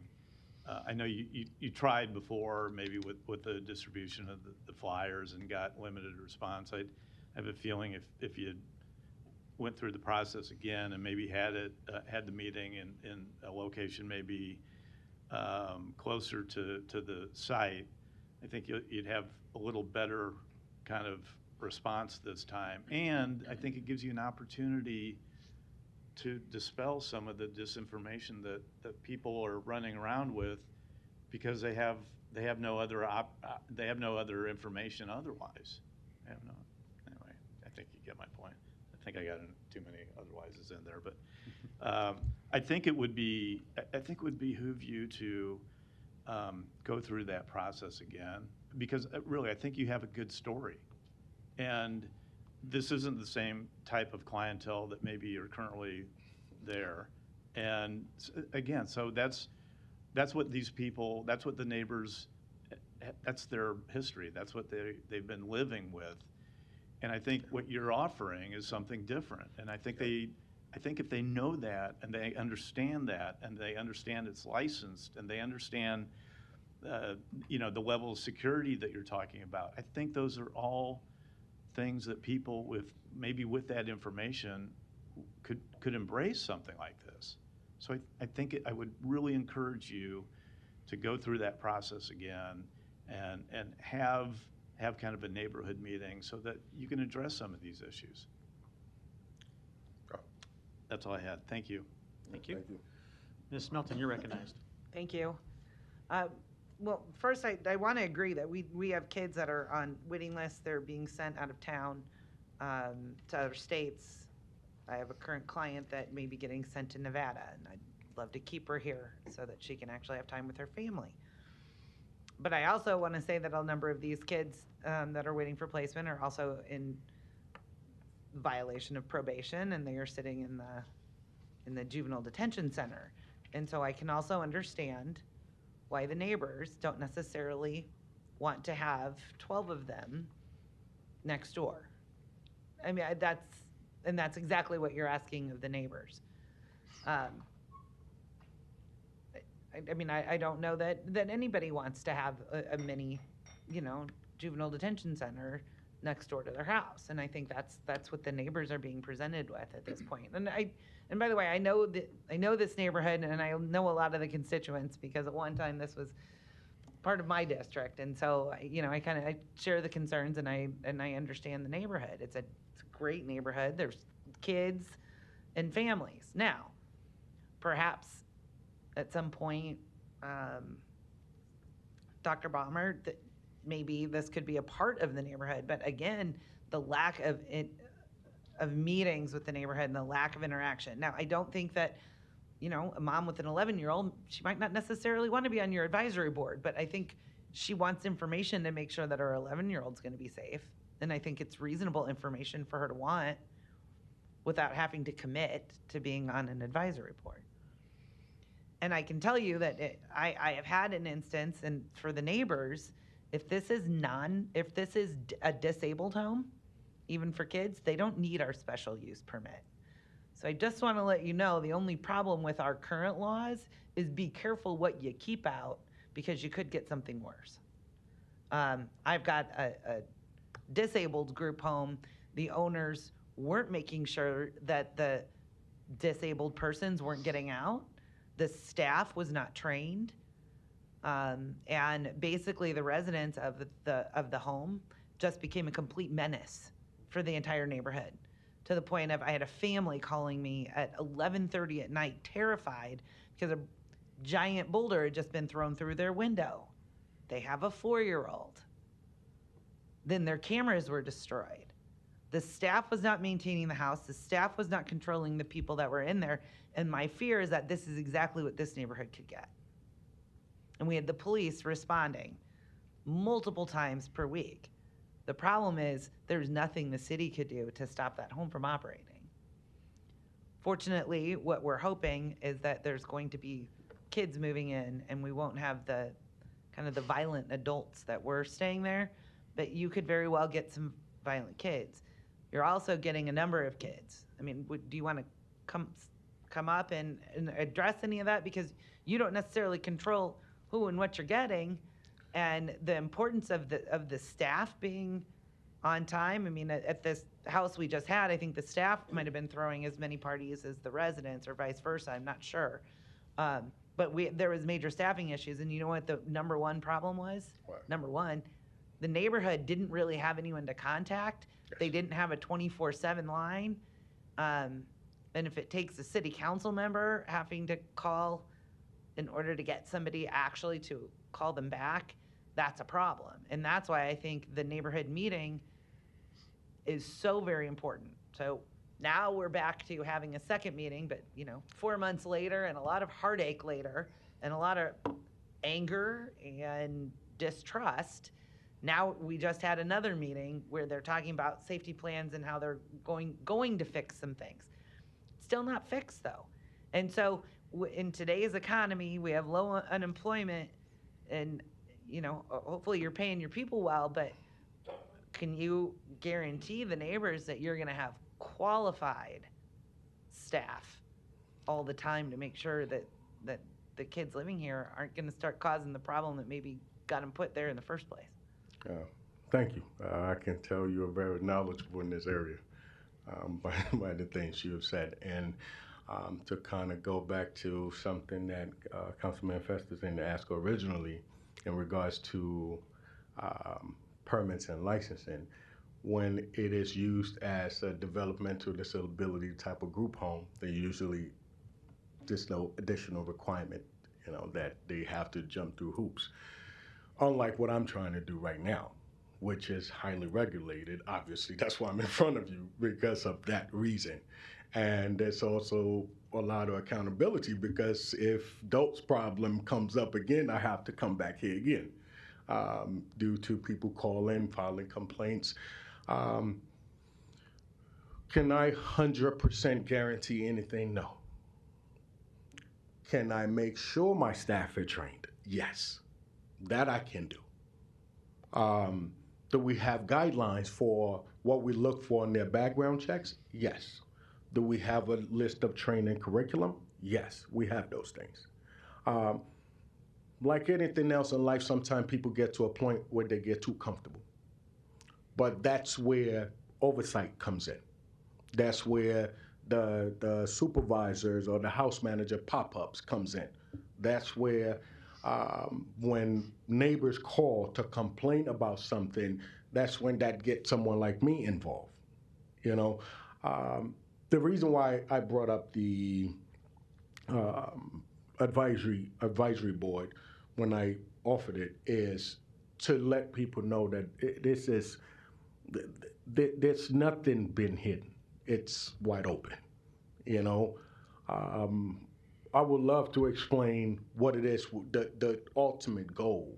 I would love to share my dissertation with all of them, so you can see that this is not just something that I just came up with. This is something that I wrote about. So I'm putting it into and I understand, practice. but I also, and I do work in juvenile court, and I do work with families and kids that could even potentially be placed there. Like Correct. I said, yeah, we're sending a number of kids out of state. Mm-hmm. I would like to keep them here, and we don't have the resources to keep them here. And soon, we're gonna have even less beds in our juvenile detention center. In fact, less beds than we have currently inside our juvenile detention center now, but I digress on that one. And it's a concern. It's a big concern. So I like what you're trying to do, but I also know the reality of the circumstances that you're gonna have 12 kids in there that have contacts that aren't necessarily good contacts, and there may be some that are gonna change their mind, decide they don't wanna be there. You're gonna have outside people trying to come over at all times, just because you have visiting times. They're gonna have friends or other members of groups Yes. that may come and try and visit them, and that could create havoc for the neighbors. And you know what I'm saying. You know Correct. that's a reality. that Yes, could happen. visitation time is limited to family members only. That is a fact. Visitation is limited to family members only. Even phone calls is based on approved contacts. Can I control a youth saying, screw this, I don't want to be here, I'm running off? Right. And It they happens. find ways to Yes. contact through Facebook and Yes. social media, and they make up their own social media Correct. pages to contact the people they want. I mean, but they're smarter than Absolutely. we are when it comes to that, and Mhm. sometimes can be Absolutely. a little manipulative Absolutely. and figure But- that out. So I'm just saying, but because of those realities that we have to face, Mhm. those are the things that the neighbors may have to Concerned face about. too. And Yes. so as you move forward, there are going to be those things that their friends, they're people that they may call their friends, may be coming by at different times of the night. And just because you have visitor hours, they don't always follow that. And the Mhm. kids that are living there aren't necessarily always going to be cooperative. They're going through some trauma on their own, Correct. which sometimes can cause them to make bad decisions, or they have people that are encouraging them to make bad decisions on the outside. So those are all things that you're going to have to be dealing with that you haven't had to deal with at this location. So potentially what you're doing here could be better for the neighbors, but it also could be a lot worse. And so I think it's that unknown that we're unaware of. But I can tell the neighbors, at least in this particular case, we have the ability to bring them back up, and we do have the ability to revoke the special use permit. If it remains the disabled residential center it does, we don't have. There is no special use for that. So I would encourage the neighbors to be open-minded when you're meeting with him as well, just knowing those options, because a lot of people don't know that. It's only for this that they need special use. For disabled residential, they do not. So what's currently going on, they don't need a special use permit for. I encourage a big neighborhood meeting. I know that the planning board, because attached to our agenda was 47 addresses. So I know the planning board provided at least 47 addresses, and the neighborhood association to you, not just 3. Planning board provided you with all the tools and the people and the opportunity to connect. So please use that. I will. And connect with them. Thank you. Okay, thank you. Thank you.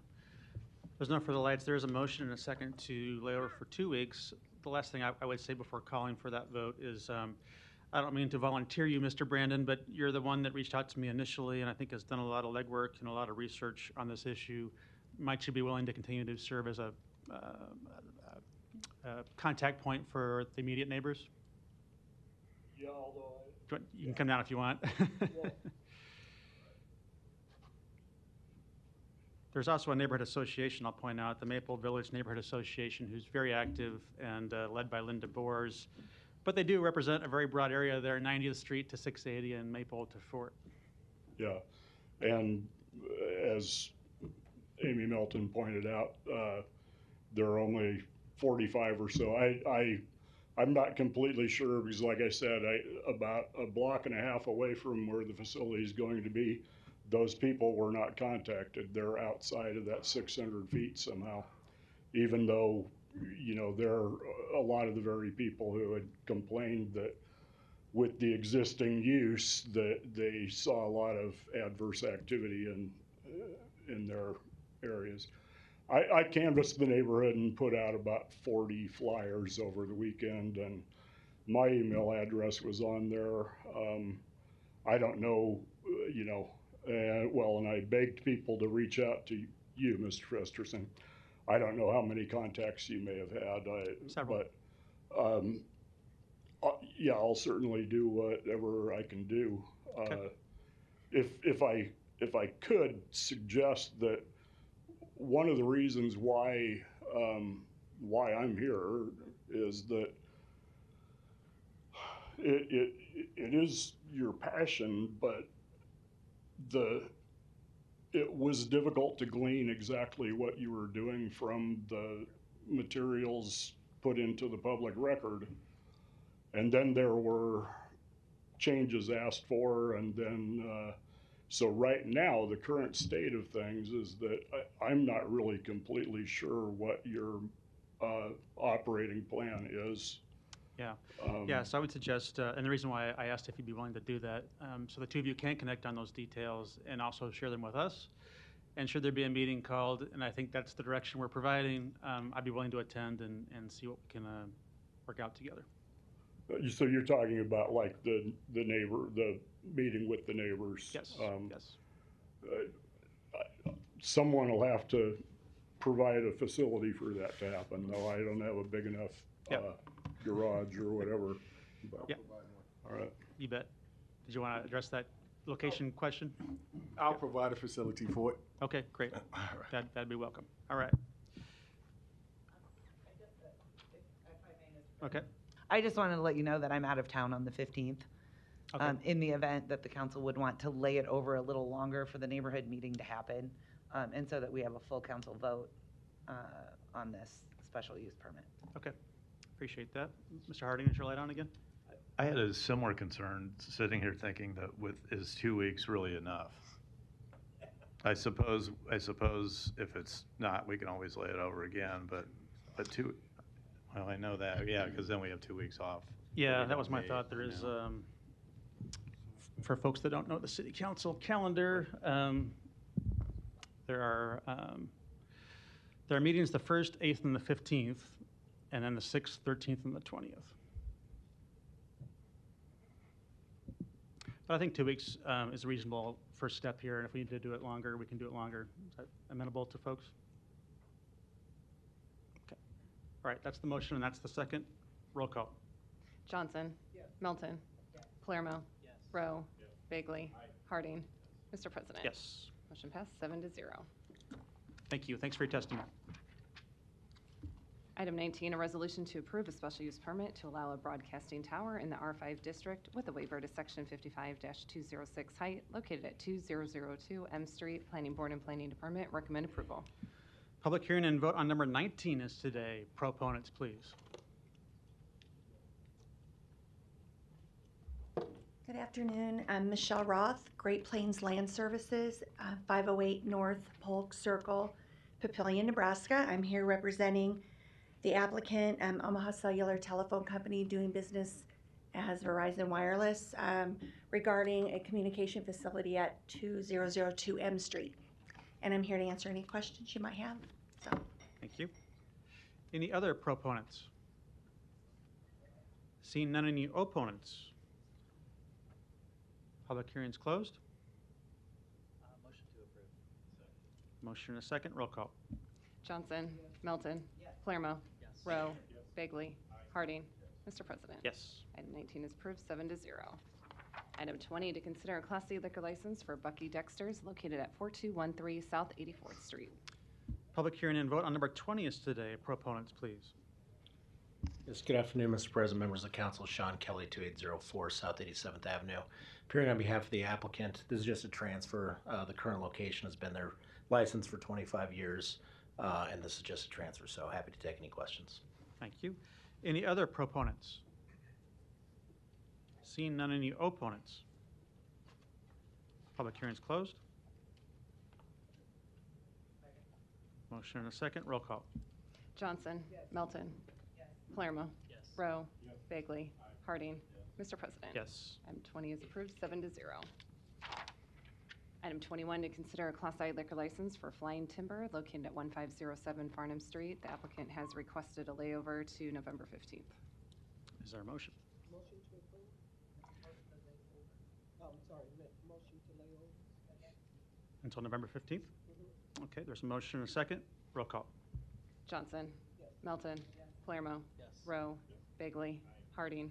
Mr. President. Yes. Motion passed 7-0. Item 22, to consider a Class D liquor license for Good Stop 6132 located at 3909 North 132nd Street.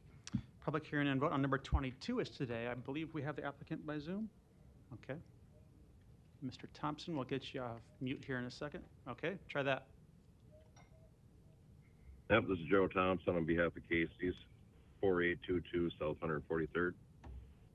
I'm here to answer any questions. Great, thank you. Any other proponents today? Seeing none, any opponents? Public hearing is closed. Roll call.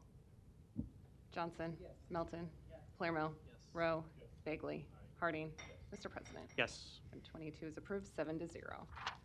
Item 23, to consider a liquor license addition application for Hall 31 located at 3602 at South 31st Street to add an outdoor area. Public hearing and vote on number 23 is today. Proponents, please. Hi, Marissa Flegg with Hall 31 at 3602 South 31st Street, Omaha, Nebraska 68105. Here to answer any questions. Thank you. Any other proponents today? Seeing none, any opponents? Public hearing is closed. Motion to approve. Motion and a second. Roll call. Johnson. Melton. Palermo. Rowe. Bagley. Harding. Mr. President. Yes. Item 23 is approved, 7-0. Consent agenda. Any member of the City Council may cause any item placed on the consent agenda to be removed. Items removed from the consent agenda shall be taken up by the City Council immediately following the consent agenda in the order in which they were removed, unless otherwise provided by the City Council Rules of Order. Public hearings on agenda items 24 through 32 were held on October 25th. Motion and a second. Roll call. Johnson. Melton. Palermo. Rowe. Bagley. Harding. Mr. President. Yes. Motion passed, 7-0. There's been a request to remove item number 39 off our consent agenda. So first, we'll have the public hearings on agenda items 33 through 38 and 40 and 41. If you wish to address the City Council regarding these items, please come to the microphone, indicate the agenda item number you wish to address, identify yourself by name, address, and who you represent, and if you are a proponent or an opponent.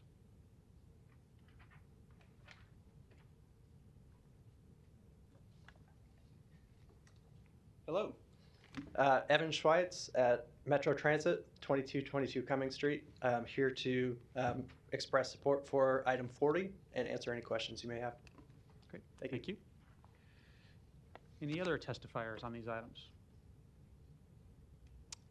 Seeing none, public hearings are closed.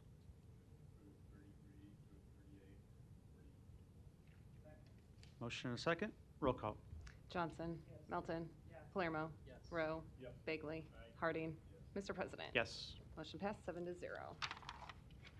Item 39, a resolution to approve a purchase from Lenco Industries, Inc. in the amount of $341,678 for a Lenco Bearcat G3 armored vehicle for the Omaha Police Department Emergency Response Unit.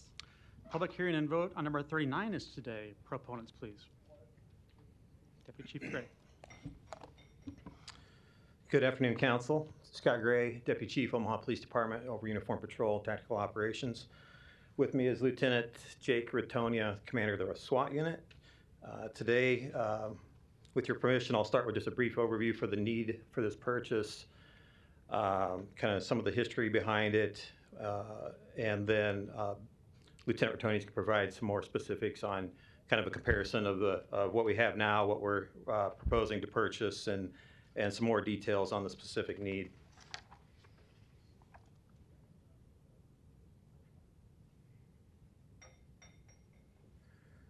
All right, so this is what we're currently proposing to purchase. This is a Lenco G3 Bearcat armored truck.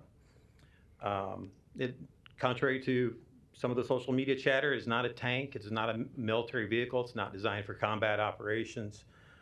This vehicle is specifically designed for law enforcement work. It is built on a Ford F-550 chassis, so it's basically a commercial truck with a protective skin on it, if you will. It's not a whole lot different than what you see there, an armored bank truck. In fact, that truck is actually probably a little bit heavier than and bigger than what we're proposing. So the current Currently, we have an armored vehicle. It's a Bearcat. It's just a previous model. It's about 17 years old. Lieutenant Rotonio will provide some specifics on some of the issues we've had with it, but it's an old vehicle. It's starting to get into a lot of maintenance issues, wear and tear, just due to the weight of the vehicle, size issues. It's much smaller than what we currently need, and then just how this new vehicle will fit our needs better going forward. The goal is to replace the current vehicle with the new G3 model, hopefully get a few more years of service out of the current one, but it's going to be end of life fairly soon due to its age and wear issues. Also, the current build time for a new one is roughly a year, so that's kind of why we want to get started on this now, because we're not going to see this thing until probably close to 2024. We've used our current model as early as, well, we used it this morning on a couple high-risk warrants, so we use it quite often. It is a protective vehicle for our officers. It keeps them safe. It has been shot at as recently as a year ago, and Lieutenant Rotonio will go into the details of that incident. But it is not in any way some kind of offensive military vehicle like it's been portrayed by some. I would like to point out also that the funding for this it's in the 2023 police budget. It's already approved for 2023. We're moving up the purchase because of the recruit class that was supposed to start in September was delayed until January. That kind of freed up some funding. So basically, if you will, there's basically a swap of funding between the two years to cover this. So we would like to do basically a general budget purchase this year using some of that money that would have been normally used for the recruit class. It does not impact staffing in any way. It does not impact any other budget items. It doesn't impact, there's been talk about impacting mental health resources. It doesn't impact that in any way, shape, or form. Right now, our mental health program, the coordinator is a city employee now. Next year, half of the co-responders will be transitioned into city employees, and in the following year, the other half will transition into city employees. So the funding for that is set and taken care of. Like I said, it's just basically a shift from 2023 funding back to this year to get it accomplished a little bit sooner. With that, I would like to turn it over to Lieutenant Rotonio for some more specifics on the need and the difference between the two models, and then obviously take any questions that you may have. Thank you. All right. Thanks, Chief. I'm Jake Rotonio. Thanks to the council for having us here. Our team is the busiest team in the metro and probably the region. We deployed 137 times last year, and virtually every single time that we deployed, we took our current Bearcat with us. Some of the things we're responsible for, high-risk warrant service, barricades, hostage rescue, which we just had one last week, event protection for CWS, Memorial Park concert, things like that, dignitary protection. Our team has a track record of safety. We haven't had an officer-involved shooting involving a SWAT operation over 15 years. Our current Bearcat, like I said, it goes out with us. The reason why we bring it out with us is last year, during those operations, we encountered firearms 74.6% of the time during our high-risk warrant service or barricade operations. Having that armor there allows us to use safer tactics. And what I mean by that is, even if we're shot at, it gives us the opportunity to stay safe and maybe use a less lethal options, or to kind of de-escalate some things so that we don't have to take any kind of lethal action. Like the chief said, we were shot at in 2021 during a barricade. This was a suspect in an apartment complex who shot at the first responding officers. They issued a citywide help. A lot of resources headed that way, including us. When we got there and tried to use some less lethal, he did shoot at us. Because we had the Bearcat there, we were safe. We were protected behind it. We were able to get him out of the residence and got him to surrender. So things like that is exactly why we need that piece of equipment there. Right now, we only have 2 primary SWAT vehicles. We have a Sprinter van, which is not armored. That deploys most of our personnel. And then we've got our Bearcat. Now that Bearcat's supposed to hold up to 10 personnel. The reason why it can't hold 10 personnel is because of the equipment that we carry in it. So this is kind of 2 shots of the back of the vehicle, but here's how everything lays out when we pull it out. So this is all the necessary equipment that we have to bring because we have to plan for all sorts of different contingencies when we're there. Right now, our current Bearcat's a 2006.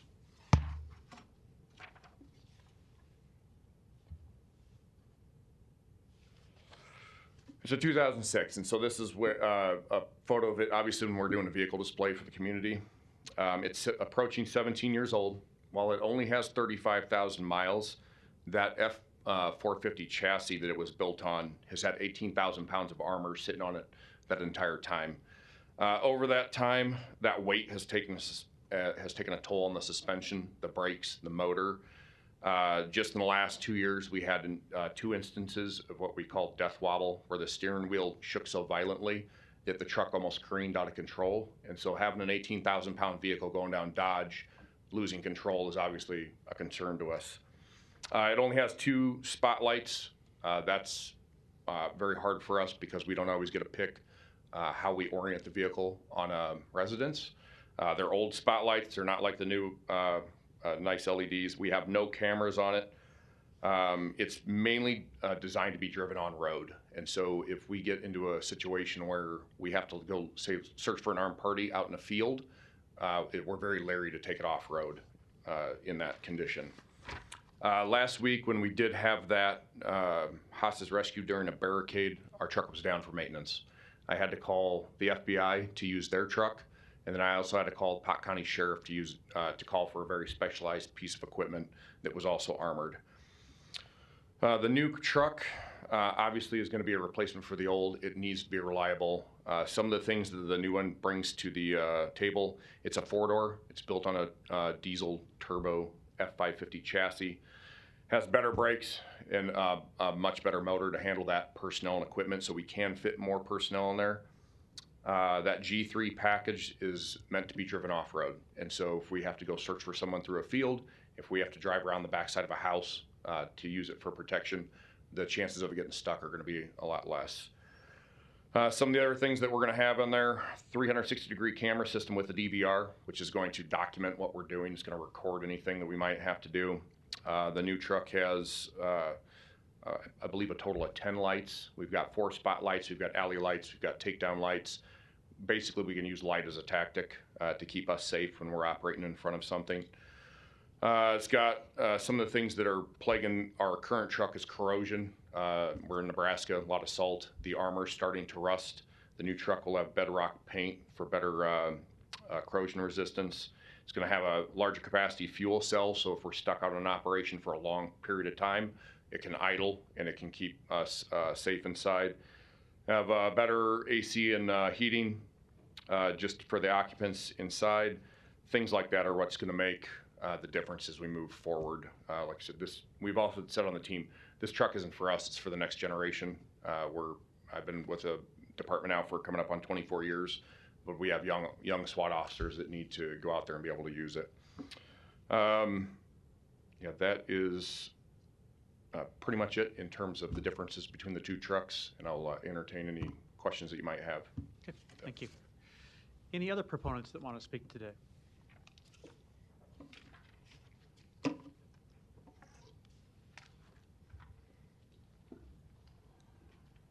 Lieutenant, how are you, sir? Good, sir. How you doing? Not bad. Donnie Johnson, the Johnson Equestrian Foundation, and North Omaha Concerned Citizen Foundation, 4928 North 52nd Street. I have one objection to them having this truck, so I'll just make it real clear. We want another $350,000 added for the security guard of the entrance into these buildings. This building, the Civic Center, and the Douglas County building, because the security system in those buildings are obsolete. We have so many things coming at these officers who are coming into the Douglas County, and we prefer them to chase Judge Roy Bean, but we have to protect him as well. But in the meantime, I've noticed when I come to the building in Douglas County, it's not like when I was a kid. I come in, I said, Judge, no, I was not speeding. The officer got it mixed up. But I didn't have to go through all the security though. So if you can add addition 300 or 50,000 or whatever it takes to do a survey, or what would we call that? To help those guys that's letting people come in and go out. Do you think that the system that we have now is good? It's awful. I told a guy the other day, some guy, in All right, fact, Johnny, we're talking about an equipment purchase, right? So yeah, you gotta but stay on what about topic. the security guards coming in here? Because I said if the judges are so scared to come to work, then what about the security guards? We got to let them come in here and they get all these disease. So we need to put that into place as well. Okay. So if you're going to get them a truck, can you help the security guards at the Civic Center, the Zarinsky Building, and the Douglas County Court Building, where some of my friends who helped me grow up to keep me out of trouble? I also want to look out for the security guards, even though they're not as smart as us Navy guys. But we still have to look out for them. Okay, thank you. Any other proponents for number 39? Seeing none, any opponents?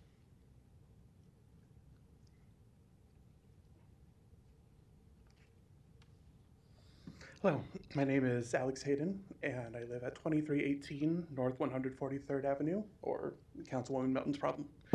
I am here because I support law enforcement. I am not here as a voice for some of the honestly gross social media discourse that has been had around this vehicle. I am here because we have a twin crises with our law enforcement officers, and they are honestly our own creation. One of them is mental health, where our officers are being asked to address a ever-growing list of problems. And the other is legitimacy in the eyes of the public. And militarization of our police officers worsens our standing on both of those fronts. And as I've said, this is not a military vehicle. They have a vehicle that is getting old. It needs to be replaced. There is certainly no shortage of funds for it. You know, even if there was, they're asking for basically 80 cents per resident. I'm sure we can all afford 80 cents to keep our first responders safe. But sometimes perception is reality. And there has been a lot of commotion about this. And what they're asking for is a unique and non-competitive bid. And that unique and non-competitive bid is not necessarily in line with the things that they say they are running to in the field. We certainly want the safety of our police officers. But part of that safety is the legitimacy in the eyes of the public. And if we take a careful, deliberate approach to how we buy these large vehicles that are perceived by the public as further militarization, then we put our officers ultimately in worse danger.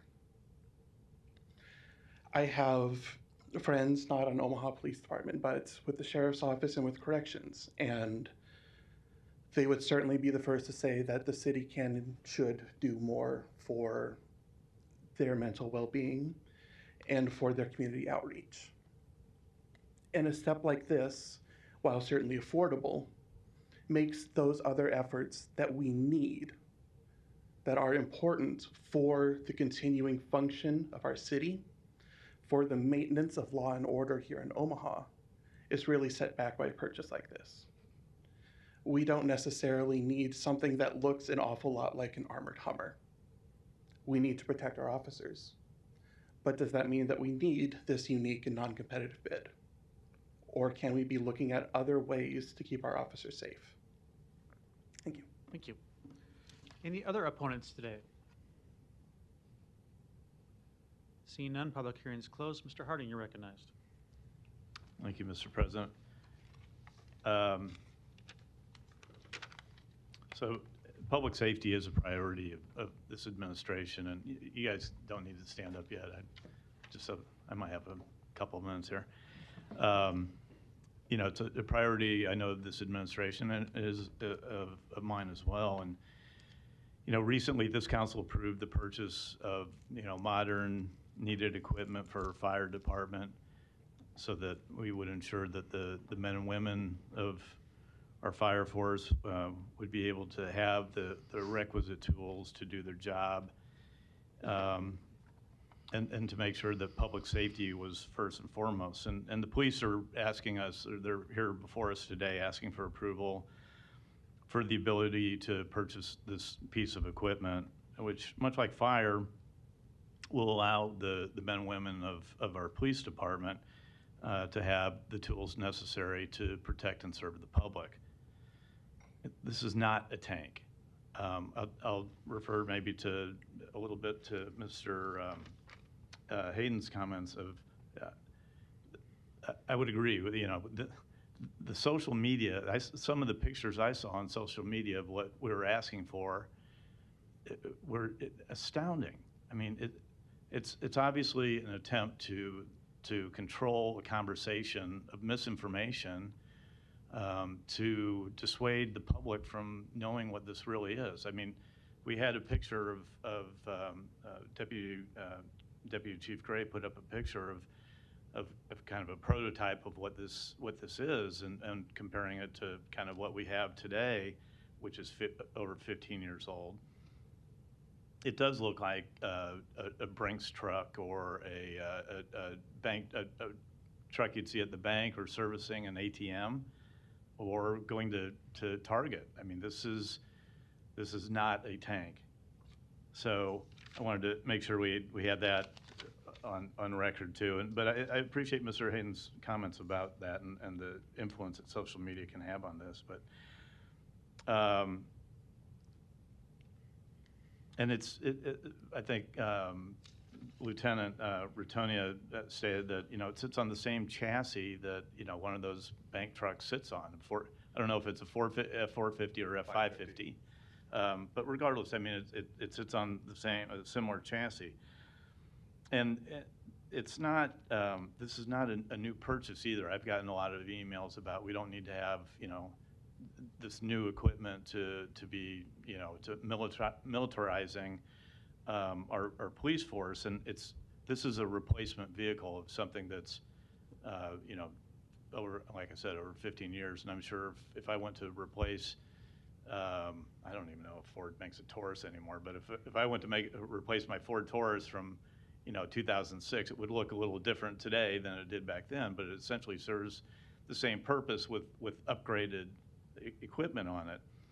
I will say too that we could go through the process of asking for decommissioned or surplus military equipment, but I think there are probably a couple reasons we don't do that. One certainly is the cost to kind of retrofit, and the condition that we get that equipment in is that we're going to have to upgrade equipment on there with new technologies and tires, and so there's probably a cost component of that. But more specifically, it's because it's designed for military purposes, and it's not designed for police purposes, which this vehicle is.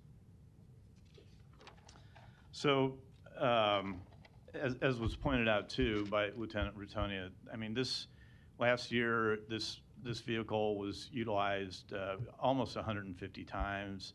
75% of the time, or 3/4 of the time that it went in the field, it wasn't shot at necessarily 3/4 of the time, but 3/4 of those responses were to events that had weapons involved by the other parties.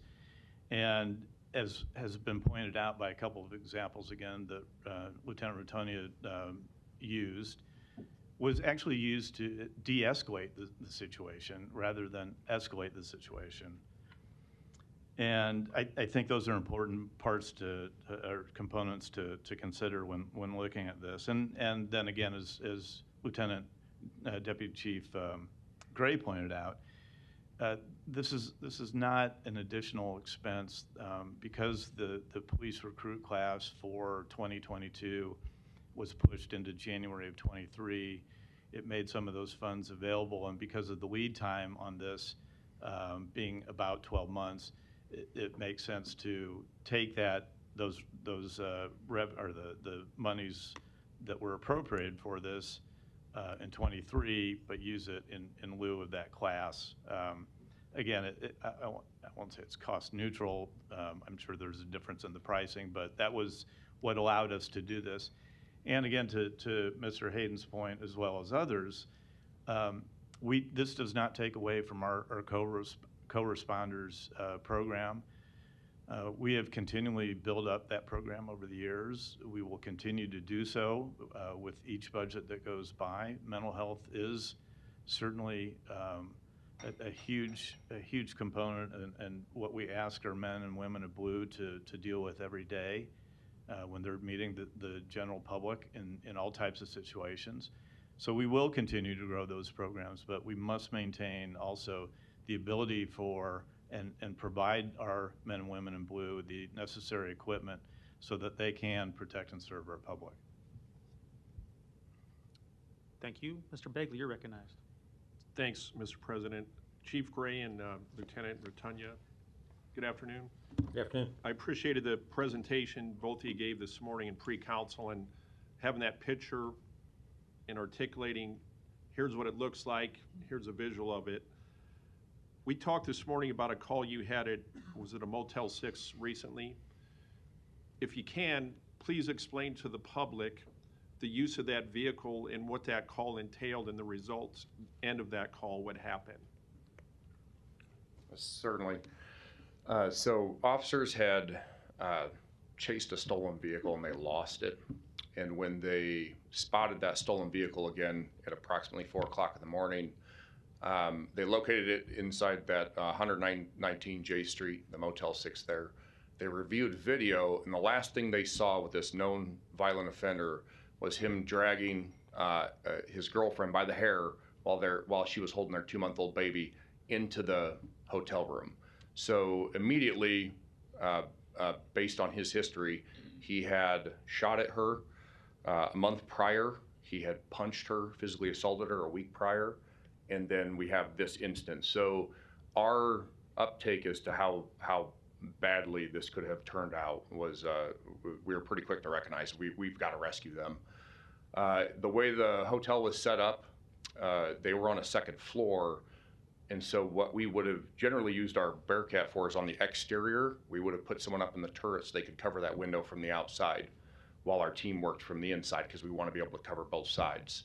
Now, ultimately, the FBI, they did bring their truck out. We were using it in that capacity. What we needed was a very specialized piece of equipment called the Rook, and that Pot County has that. It's basically an up-armored Bobcat. It's got a little bunker, and we can lift it up so we can get close to that window and we can elevate our personnel. Our intention was to get, because we were trying to make phone calls in there, trying to establish some communication. And to your point, Councilmember Harding, I also command our crisis negotiation team, falls under my umbrella, as well as our mental health unit. We've integrated them in. So we've got them there on scene trying to make contact. We're unsuccessful. Ultimately, what our plan was to get a throw phone from the negotiator so we could get some audio and visual into the room. When we took that window out from that Rook, saw the female was standing there with the infant, and she was separated from the suspect. The team on the inside breached that door, rescued her, and then we just worked it like a normal barricade. And we were able to then, with a little bit of chemical munition, we were able to get the suspect out. He was unharmed. We took him into custody, and it turned out very well. But it's specifically those types of instances where we need to have ballistic protection to work from. If we're just out in the open, it limits our options as to how we can affect the situation. And there were no shots fired in that call? Zero shots fired. Lieutenant, okay. Yeah. And the vehicle you used, I know we touched on that earlier, we covered a lot of ground. But again, that was borrowed from Potawatomi's sheriff's or Potawatomi County. Yes, sir. Council Bluffs, correct? Yes. And that's because there was maintenance issues with the current city vehicle? It was down. Okay. And that's one of 137 calls of the like that took place last year, that one with recently, correct? Yes, sir. Okay. So this vehicle, it doesn't sit in a garage not being used. Your officers and your team use it to protect the lives of the officers that are on it and the public in the instance you shared that happened at the motel recently. Absolutely. It's not a daily use vehicle, so it's not like they are out driving around on a patrol. But like say for CWS, we have it down there in the event there should be some sort of mass incident, so that we've got protection so we can rescue citizens as well as protect our officers. And I know, being on the Public Safety Committee, Chief Schmatter has talked to us about the recruiting numbers that are being faced not only by the Omaha Police Department, but law enforcement in the state, the Midwest, and for that matter, the country. So I'm assuming the men and women in the police department, when you recruit, public safety is number one. And this is certainly a safety issue for the officers, that you have the tools that the council and the mayor discuss in these meetings. And I got emails from constituents asking kind of what we covered. I won't go over everything we covered already. But the important thing is, I believe, that it's public safety to protect the officers, and you give instances. We can sit here all day and go down those 137 calls that were done last year. That it's a tool in the toolbox, and it's a tremendous one. And the goal is de-escalation, not to go in with force like you're in a war zone, but to have a presence, and also to be able to not have shots fired, and protecting the public. Is that fair to say? Yes, sir. Okay. Councilman, if I may, Please. just to your point, it's used a lot. I think that's kind of what you're trying to get to. We use it on a regular basis, so it's not collecting dust in a garage somewhere. We use it a lot, not only for tactical operations, but as you can see in this picture, community events. I can tell you, because I oversee both of them, everybody wants the horses and everybody wants MERV at their community event. And we can't always do MERV because it requires a driver, usually somebody from the SWAT team, and some overtime involved and things like that. But I mean, we've used it as recently as the PACE Championship. We had it at that event, so that fairly recently. So I know they get requests. I think Jake said they've had 14 requests so far this year for different SWAT and bomb vehicles. So kids like to crawl around in it and explore it and check it out. So I mean, it's a useful community relations tool for us too. Absolutely, and the picture we're looking at in front of us illustrates that. And the last thing, comment I'll make that we kind of covered on before, and we talked about it pre-council, Chief, was the mental health co-responders.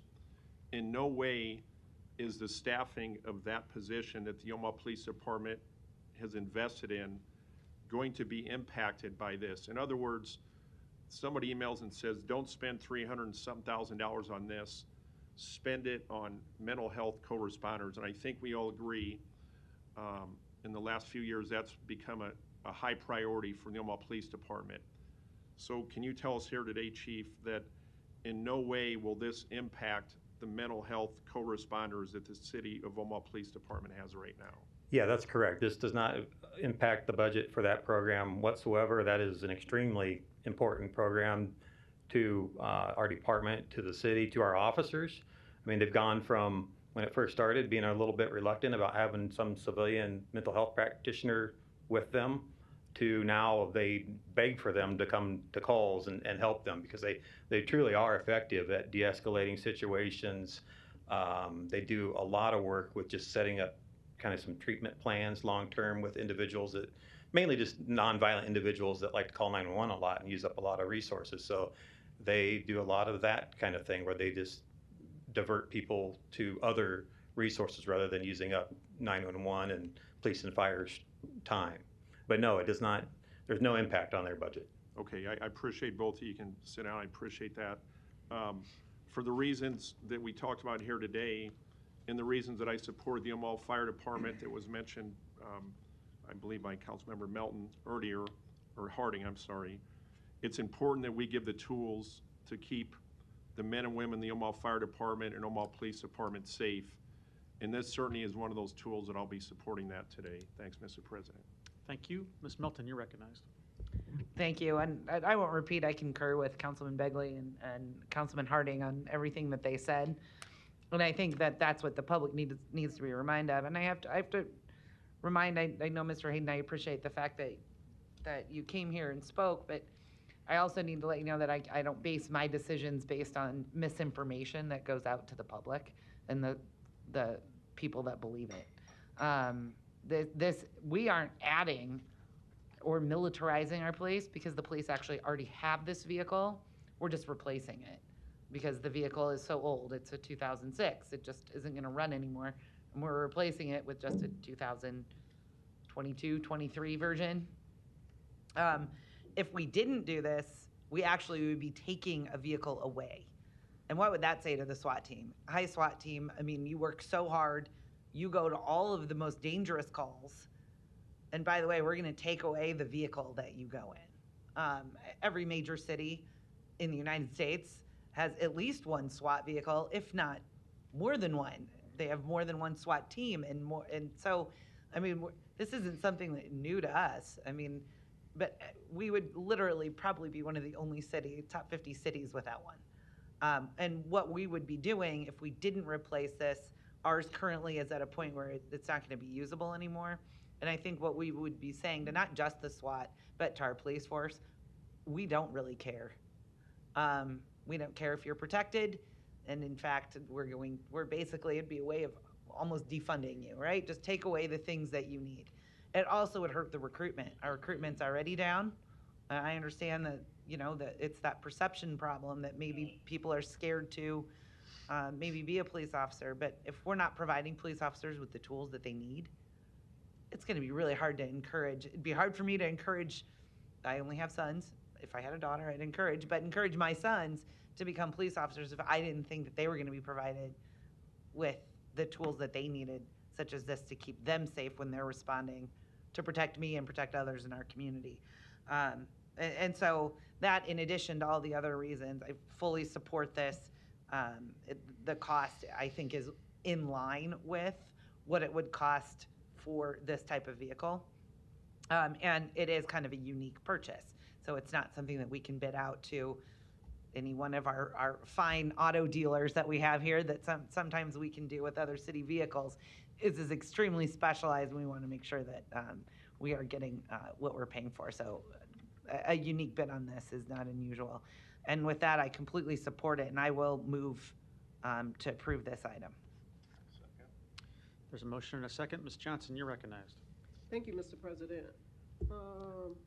Deputy Chief Gray, thank you so much for providing the information that was asked of you and your department during pre-council in terms of better educating the public regarding this proposed item on our agenda today. But as City Council Rep for District 2, I've been tasked with asking some more difficult questions, so I would ask that you bear with me as I ask these questions to get more clarity for the community. This type of vehicle will this type of vehicle only be used in North and South Omaha? And if so, how often will this vehicle also be used in West Omaha? It's used all over the city, the county, other counties. We have mutual aid agreements with all the surrounding cities. So we've, just a few months ago, we basically did all SWAT operations for Bellevue while they were training up a new team there. So we use it in every corner of the county, really. Okay. So I think the maker of this question, what they're alluding to is they're wanting to see some comfort in knowing that there won't be any misuse being done using the vehicle in underserved communities. And given the fact that there is some tension regarding police relations and in those communities, the maker is concerned that it will be primarily used in underserved communities versus communities that are not faced with challenges of poverty. Well, I just say that, crime's not localized just to North and South Omaha, it's citywide. So we're going to go wherever the incident is, wherever the facts of a particular incident and need take us. So can we go a little bit further by maybe after a year or so, can we get some statistics that will report out how often this vehicle is being used throughout Omaha. That way we can kind of put out those kinds of conversations that we have in the community far too often. Yeah, I believe Lieutenant Ratonia provided kind of what the annual breakdown of how often it's used. But the breakdown that he provided, not that I'm challenging his information, doesn't really speak to the question of the concern, the perception piece that the vehicle may be misused in areas of poverty versus areas where there is no, where there is no concern about money. I'm being frank here. Well, I would just say that we've been using it since 2006, and that's never been brought up. So I guess what I'm saying is, I know you don't have this information today. Sure. So I'm saying that since this is being, in my opinion, it's the first time it's been asked by the public, I'm asking that after today, if we could get some more data to kind of not only say that we use this doing 150 deploys in the 2021 year, that we be a little bit more intentional and specific about where those locations of when those deploys take out. Well, we can certainly provide you data, but we don't have much control over where some of these events occur. We go where the incident occurs. Okay, so the next question. Lancaster County Sheriff's Office bought their Lincoln Bearcat with forfeited assets and not taxpayers' dollars. Could we do that? I suppose it's probably an option. And this piggybacks to the next question, because if that money was not used from the police budget and used in the manner that Lancaster did, then that would free up more money in your budget to do other things such as educational or community-driven things to curb crime. Well, let me take that back, and I don't know if Ryan or somebody from legal can answer it, because I think now that this is in the budget for next year, we can't use seized assets money for that, because typically you can't use seized assets money for budgeted items. Okay. So for budgetary purposes, because it already has been spoken or outlined in our budget, but I think they're just asking the question from a hypothetical perspective, that if in the future, can we start looking at alternative ways of spending money from seized money to help your department out when we need these kinds of purchases?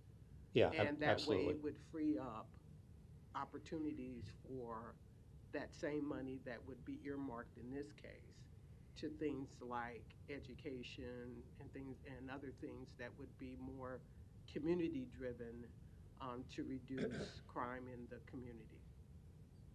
Sure, we can absolutely look at that. I'll just caution that the thing about it's now referred to as equitable sharing. Equitable sharing balances are very fluid. We sometimes, when you say you get a drug dealer with a big sum of cash, we may not see that for years, and we only get a portion of that. So there's a long process for that forfeiture to take place, and we don't know when we're going to get it. So our balance in that fund fluctuates. Thank you. Yeah. All right, no further lights. There was a motion and a second to approve. Roll call. Johnson. Yes. Melton. Yes. Clermo. Yes. Rowe. Bagley. Harding. Mr. President. Yes. Item 39 is approved, 7-0. Item 42, an ordinance to approve the change in the street name for the segment between 22nd Street and the terminus west of 24th Street. Planning Board and Planning Department recommend approval. B's communication and support. The vote on this item is today. We covered a lot of ground with it last week with our veterans and veterans groups in Central Ohio, and I'm assured the sign will be ready for Veterans Day. So I'll take a motion. Motion and a second. Roll call. Johnson. Yes. Melton. Yes. Palermo. Yes. Rowe. Bagley. Harding. Mr. President. Yes. Item 42 is approved, 7-0. Item 43, an ordinance to acquire private property for the flood wall repairs and coating system rehabilitation at flood control pump station or project. The public hearing on number 43 is today. Proponents, please. Seeing none, any opponents? Public hearing is closed. Item 44, an ordinance to approve a crosswalk maintenance agreement for the Crossroads site northwest of 72nd and Dodge Streets. The public hearing on number 44 is today. Proponents, please. Seeing none, any opponents? Public hearing's closed. I'll just add to this item. What this does is it allows a number of decorative crosswalks internal to the Crossroads development site that is underway now and requires the developer to maintain them, which I think is positive. I would just also encourage us to look at the intersections external to the site that could benefit from additional attention as well. 72nd Cass, 72nd and Dodge, and 74th and Dodge that are presumably crossways to a library and across some really busy streets that I think could benefit from similar analysis. Next item, please. Item 45, an ordinance to approve a contract with Omaha Public Schools for school resource officers at various schools as listed on the agenda. Public hearing on number 45 is today. Proponents, please. Seeing none, any opponents? Public hearing is closed. Item 46, an ordinance to approve an interlocal agreement for the Metropolitan Drug Task Force for a term of 5 years. Public hearing on number 46 is today. Proponents, please. Seeing none, any opponents? Public hearing is closed. Item 47, an ordinance to amend Chapter 10, Article 4, Division 1 of the Omaha Municipal Code entitled Bidding Procedures to establish procedures for electronic bidding system. Public hearing on number 47 is today. Proponents, please.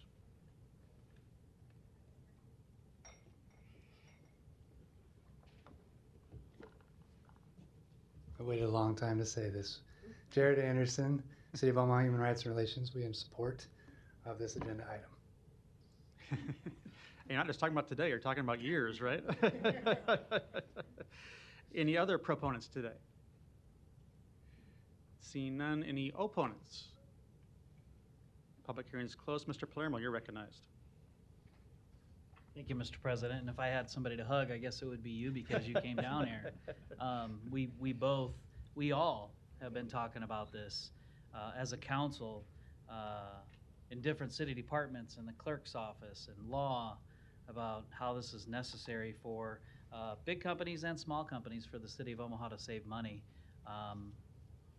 And when people in the public ask us for help on items and we tell them the process and they're like, gosh, that's just too long, that doesn't make sense. Well, I wish I had a magic wand because I wouldn't have had to ask for this for years. But I didn't let up. It makes sense.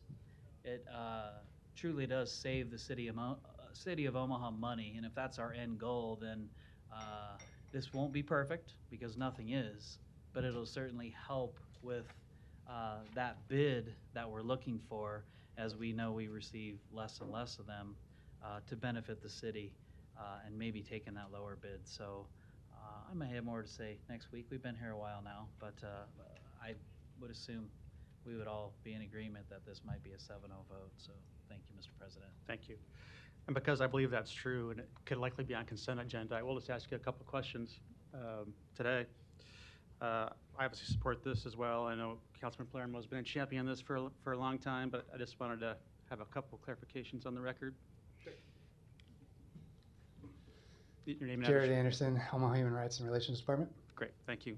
We've all had briefings on this, but just a couple of things for those that might be interested in this, who would be pretty much anybody who wants to do business with the city, right? Correct. Is that, should this be approved next week, this would apply to any bids that are $20,000 and over, right? Correct. Now, there is an issue on the ballot right now that should voters approve an increase in that amount up to 50, we would have to come back and probably amend this to be 50,000 and over. Is that correct? That is correct.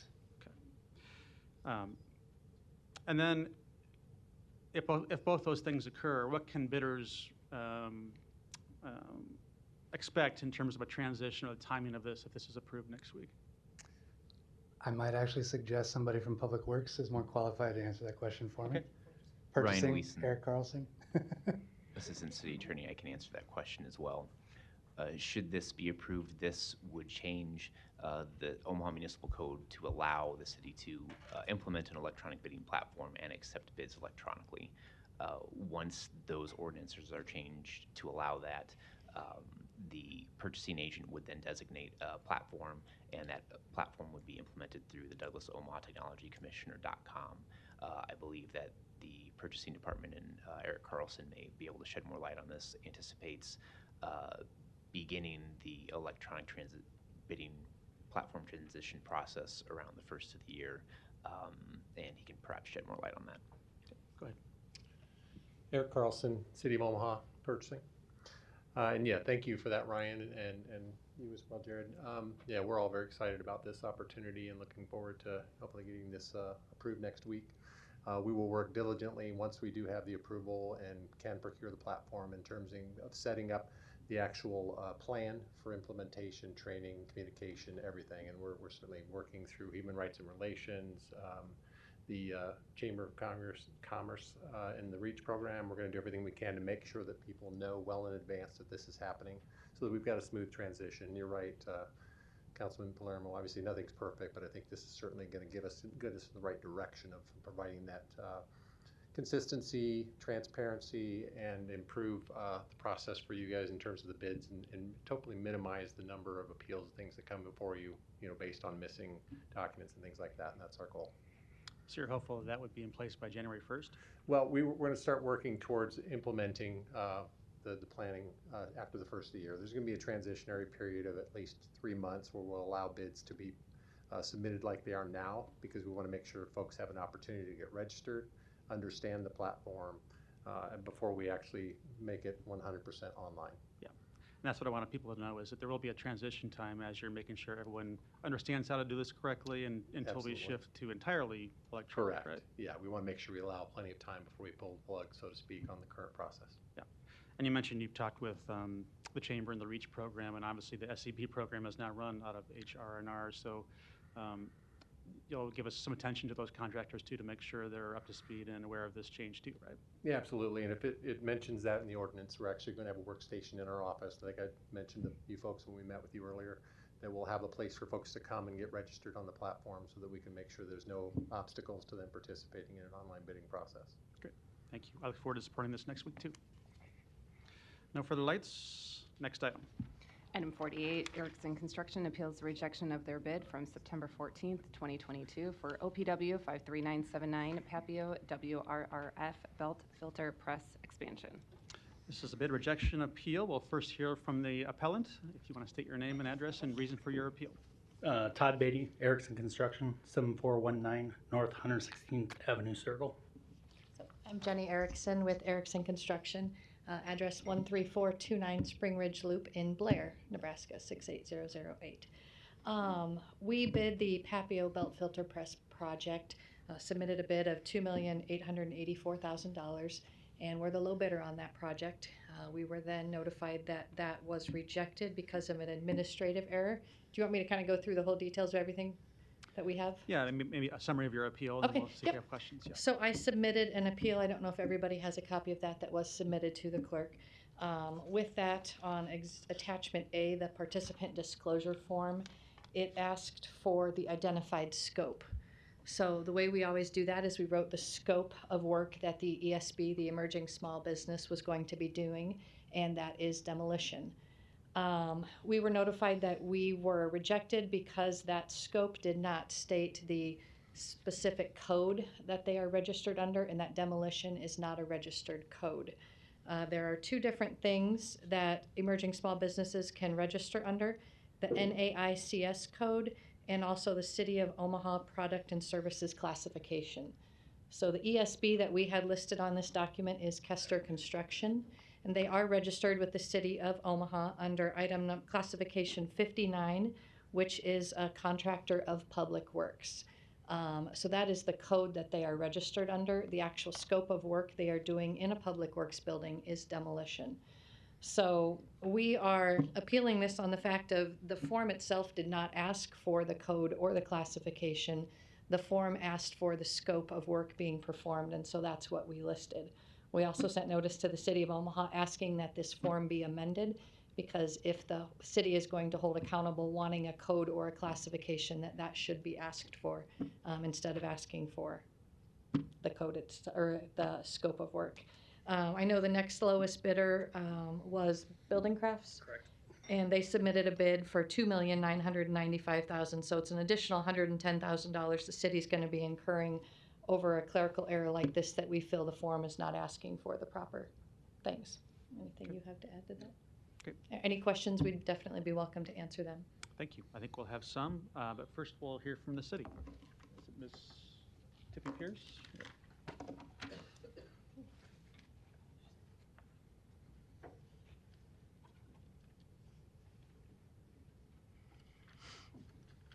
Heather Tippy Pierce, Public Works. So as per our procurement processes and our understanding of the HR&R department's policies and procedures, all of our SEB reserves are vetted for, or all of our bids that we solicit are vetted for potential SEB participation. So there was an SEB reserve of 0.5%.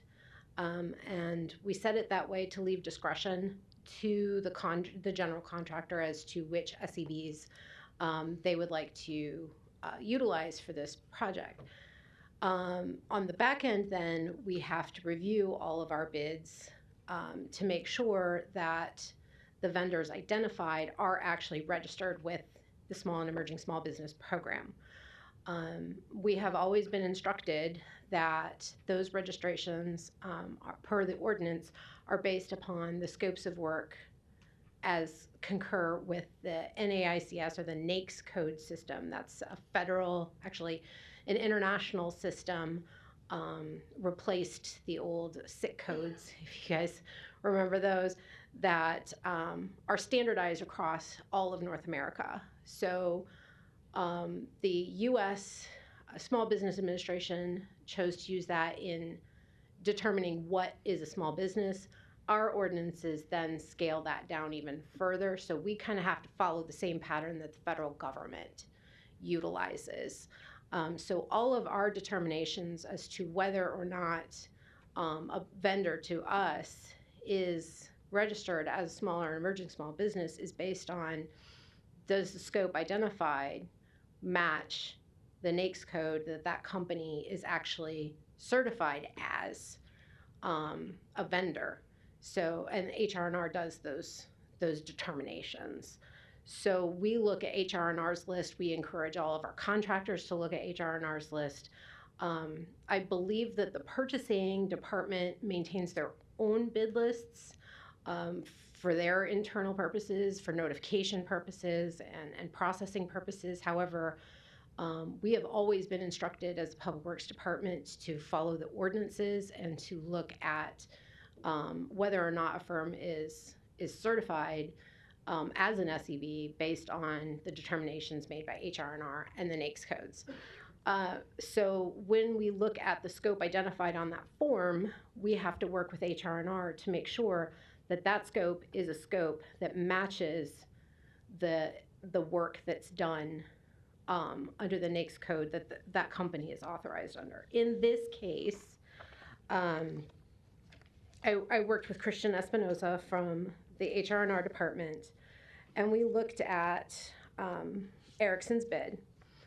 And I'm going to pull up some illustrative examples because it was a little bit complicated for me to learn when we implemented this program in 2010. I've kind of gotten pretty good at it over the course of, quite a few years. But so the NAICS code that Kester Construction is registered as an SEB under is industrial building construction. And so we looked at demolition work, and nothing in this definition calls for demolition work to be and allow, yeah, there we go, okay. Nothing in this description allows for demolition to be considered under that classification. So we also have learned from clarifications from the law department that the ordinance requires that the firm be identified. So we also looked at the entirety of the scope of the work for the project to see if there was any other work in that project that could be considered under this NAICS code. Unfortunately, in this case, the only code that Kester is certified with the program as an SEB under specifically exempts work at sewage treatment plants, which is what this project is. So they would have had to have been also registered under a different NAICS code in order for us to qualify them as an SEB to fulfill the SEB requirement. And that is something that is done by the HR&R department as a firm is getting registered or re-registered with that program. So it wasn't a judgment call as to whether or not the firm was certified or not. The firm is certified, but only for this particular work, which accepts work at sewage treatment plants. So they would have had to also, to qualify for demolition, they would have also had to be registered under, I'll move this up a little bit, so it's gonna be a little bit blurry. Based on the advice that we were given from HR&R, they would have also had to have been registered under, this is kind of hard. There we go. Right. So this is the NAICS definition for site preparation contractors. So based on just general demolition work, this is the code that HR&R told us they would have also had to have been registered under in order to qualify to fulfill that 0.5% requirement. Yep.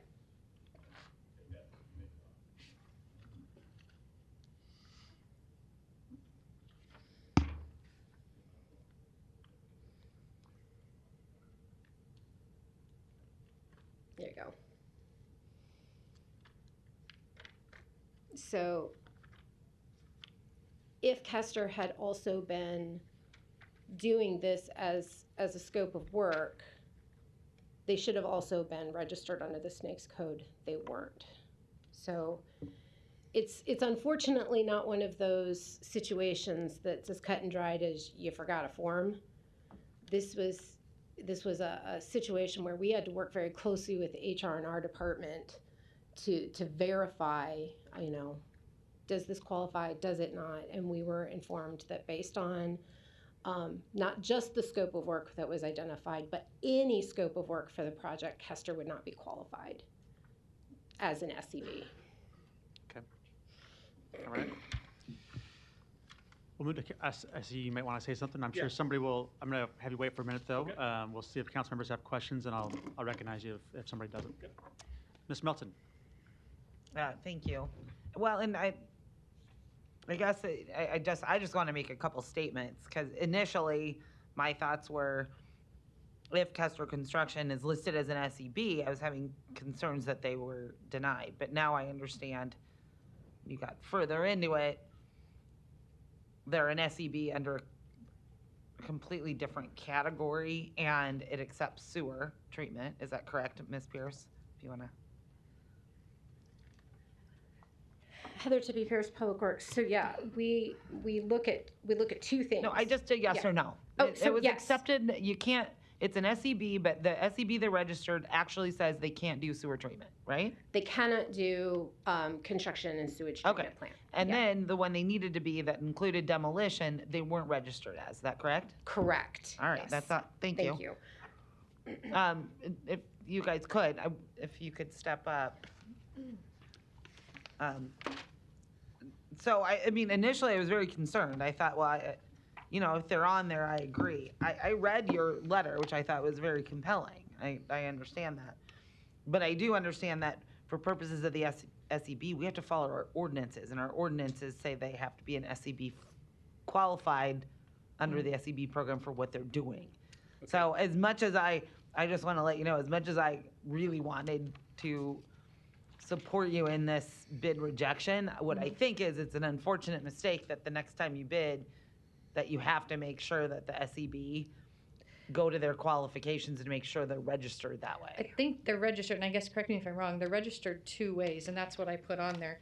They're both under the City of Omaha Products and Services Classification and the NAICS codes. And if you look at the form, and I put this in there under the exhibit, I'll stick it on there, this form does not state whether we were to follow the NAICS or whether we were to follow the City of Omaha Products and Services Classifications. And I put that in the appeal that we sent, that if you look under the City of Omaha Products and Services Classifications of the SEB registrations, they are registered as a public works, what's the exact? Contractor of Public Works. Contractor of Public Works. This construction is being done in a public works facility, and what they are doing is some of the demolition work inside of it. So if this form would have stated that you have to follow the NAICS code, then we would have done that. The form does not state whether you're supposed to be using the NAICS code or the City of Omaha Product and Services Classifications that these SEB companies are both registered under. So if it were to say one or the other, I could see how we could be held accountable to the NAICS codes, but those are not designated as being required on this Exhibit A, the City of Omaha Small and Emerging Business Program document that was supposed to be filled out. Okay, so you just put them down based upon the fact that they were listed as a public works Yeah, we were contractor following without the going any City of further. Omaha Product and Services Classifications. If you go to the City of Omaha's website, under the Emerging Small Businesses, you go to Product and Services Classifications. They're registered as contractor under item number 59, which is a contractor of public works construction. Okay, So and this I think form that doesn't was say. not clarified. So Yeah. somebody from the city want to come up, I'm not sure, somebody want to address that? Since it wasn't specifically listed that it had to be, I don't know, Christian wanting to say Espinosa. NCIS, but Yeah. I think there's more letters. No, that's okay. The next codes is how we call it. NICS codes, okay. Yeah, Christian Espinosa, Human Rights and Relations. The bottom line here is the SEB ordinance. You cannot be an SEB based on the purchasing codes. You have to be an SEB based on the next codes. If you But don't where have, does it say that? Then why do you list two different we two don't different list things on the that. website? We give it this because that's how the purchasing department advertise the projects. It's not part of the city. It's just how purchasing department does it.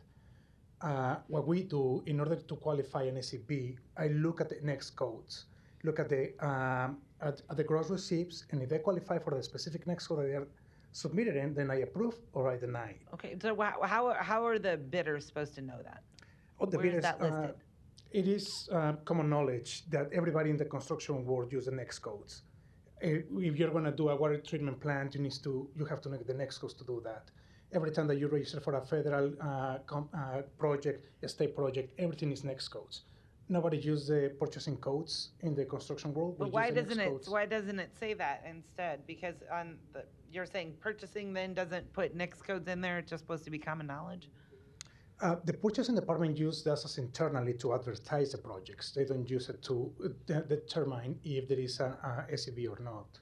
Right, That's- but they say just a public work. I mean, what they're saying is what purchasing puts out is it just has to be a public works contractor. For advertising, everybody could put that code to advertise a project, so they send the postcards based on those codes. But that doesn't have to do anything with the construction itself. But how are the bidders supposed to know that?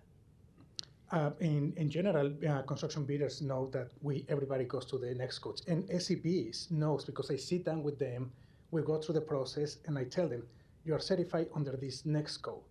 You are not certified under the next code, so you cannot perform anything else that is not on your next code. So any So SEB what you're knows. saying is Castor Construction should have known they weren't Of course. qualified as an SEB. Of course. Okay, so Yeah. all right, so that's where Castor should have known they weren't Yeah, qualified to because do they're only demo one. at a sewer treatment plant because they're not certified. under Right, it. because I sit down with them, I go through the process, I tell them exactly what they qualify, I tell them if they are an emerging business or they are a small business. All right. So they should know exactly whether they are qualified or not. Okay. And they are always welcome to add an X code at the moment of recertification part.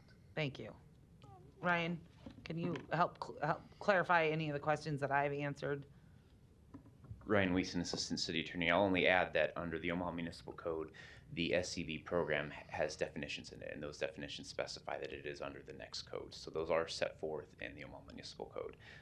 While the next term may not be used in that specific form, that form does reference the small and emerging small business program several times and the ACB program several times. Additionally, to the extent that there are discrepancies or questions or certain things in the specifications are not clear, there's always a process for potential vendors to submit questions to the purchasing department and have those questions answered through an addendum. So if a potential vendor like Erickson Construction is looking at a bid specification document and says, hey, this might not be clear, do I submit under this code or this code, they can submit a question through the purchasing process.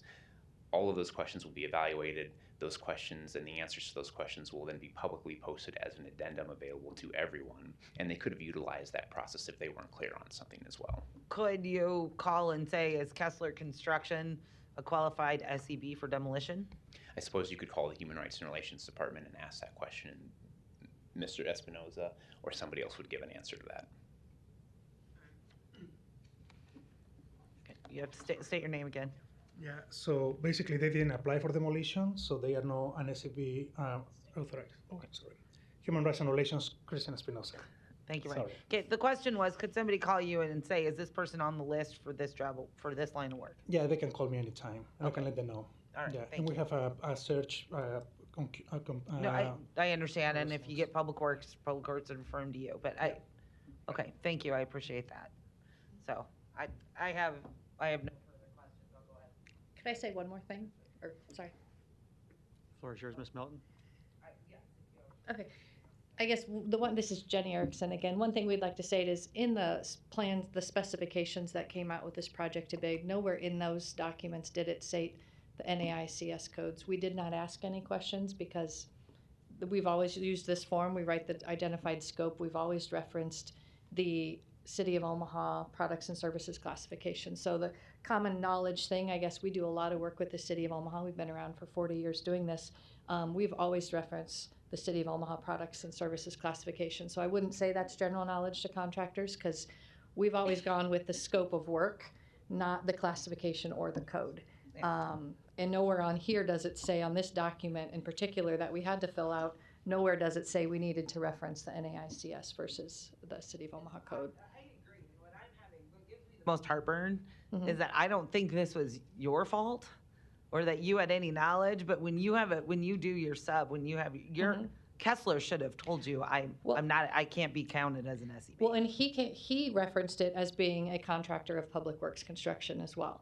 So I don't know if that's something. I mean, we go out of our way to make sure we get these ESBs in there. He is referencing the City of Omaha products and services classification. Now, do I know if he's right or wrong? And I don't know what the difference is between the two, what the city uses for one versus the other. But on this document here itself, it does not say that we were to follow the NAICS. It didn't say which of the two codes. And he does fall under the City of Omaha's website, and I printed that out and attached it as being a contractor of Public Works construction. So unfortunately, our ordinances spell it out, and that's what I'm having problems with. And I get it. And that's where when we you're have the filling problem. this out, you're not going back and reading the City of Omaha ordinances. I understand. We go to the website. Our admin goes to the website and makes sure they're registered. We always go to the City of Omaha products and services classification. She makes sure that we are covered and we have the right people in the right spots.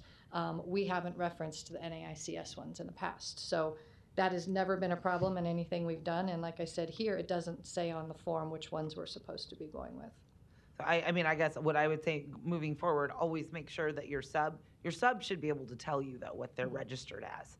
I mean, it should be as simple as that. Well, and that's where he went. He said he was registered as the City of Omaha, the Public Works contractor. So I don't know why we have two separate codes. If the city wants one followed, that's a conversation for a whole nother day.